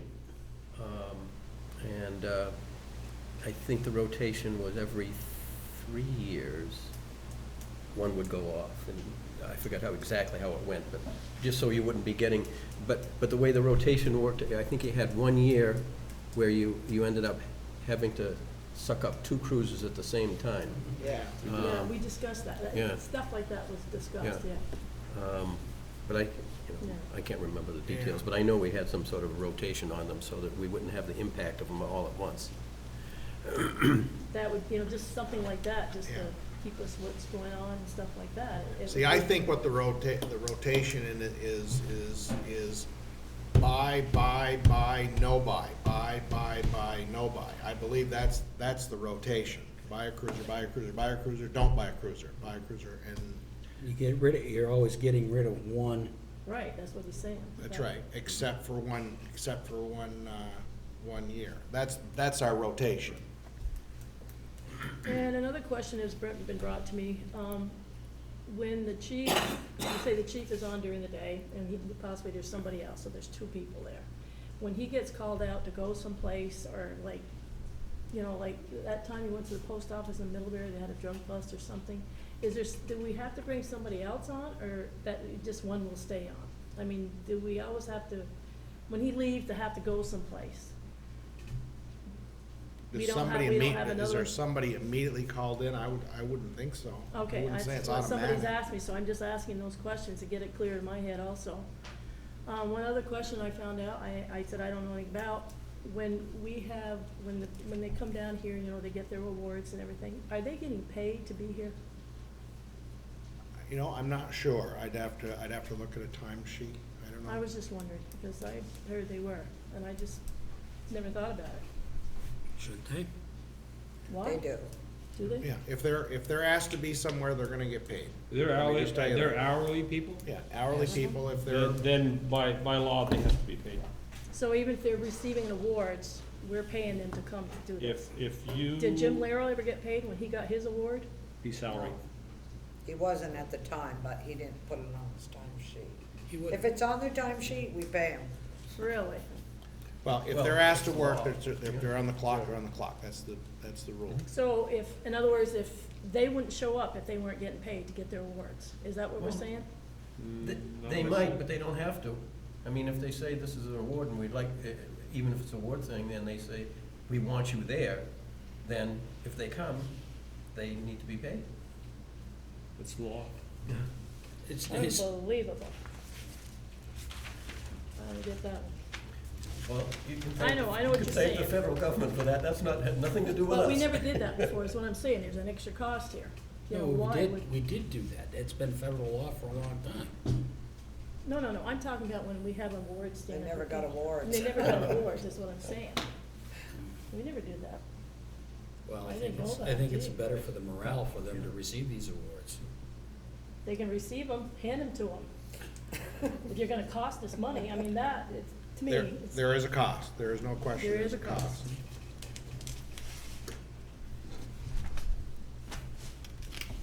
Any other questions? Nope, that's it. 12 minutes, or you wanna can it? Let's can. Yeah. End on, except for Ziggy's question, to end on the sewer, so we place that up next time. I will tell you, I know you want to can it, let me just tell you that there is no need for a rate increase at the swimming pool. I just want to let you Well, know that's that. good. I don't know, I thought your revenue was a little on the high side compared to what we've currently got. We'll talk about that in a month. Huh? You think? I don't know, based on the current status report, yeah. Oh, he doesn't understand the year. He doesn't- The auditor, journal Yeah, entry. part, It's split one of the halfway. things, one of the things that's really There's great. always Yeah. something like that. Yeah. but I don't know. Well, let me tell you, Bill, it's. I have you know, faith in you, Mel, I'm fine. Yeah, I think it's okay, but I'll tell you, that is one of the problems of a swimming pool that runs in the summer Yeah. and an accounting system that it's on 2 fiscal years, okay? And so I'll tell you what I do, it's the only department that I do this in. I have a spreadsheet that goes back to when, in 2009, when the city didn't own the pool, that Linda Hawley gave to me relative to those expenses. And from that, I built a budget so that the revenues, they used to have $29,000 worth of revenue. That was your revenue. We didn't know if it was From lessons where? or seasons passes or day things or nothing. It was just a chunk of money that went in there. And so what we did is, at first, we just guessed. I had no information, just absolutely guessed that we'll say a third of it's lessons and a third of it's this and a third of it's that, and away we go. And then we kept track of it diligently. And so then you can do that. Now, what ends up happening is because we sell all of the passes before June 30th, the auditors make us run an accrual based on how many days the pool is open. And it's open for 62 days, and, 28 of them are here and 40, and so there's a whole mathematical, I have an accrual spreadsheet. Sometimes I think, who the hell am I working for? Am I Yeah, working for the the auditors, auditors. or am I working for you guys? But anyway, it should, in theory, all work out. I know it looks a little funny, Without the money. but all of those, what'll end up happening is all of those seasons passes that Joan is gonna collect and deposit, there's gonna be an accrual adjustment to pay for the days that are after July 1. It's what we have to do, sorry. Yeah, it's wicked. Yeah, we have to split up the lessons, That's why we pay them the big bucks. I know. Figure that stuff out. Yeah. That's right. I would ask for a motion to adjourn the budget workshop. So moved. Randy made a motion, second. Randy made the second. All those in favor? Aye. Opposed?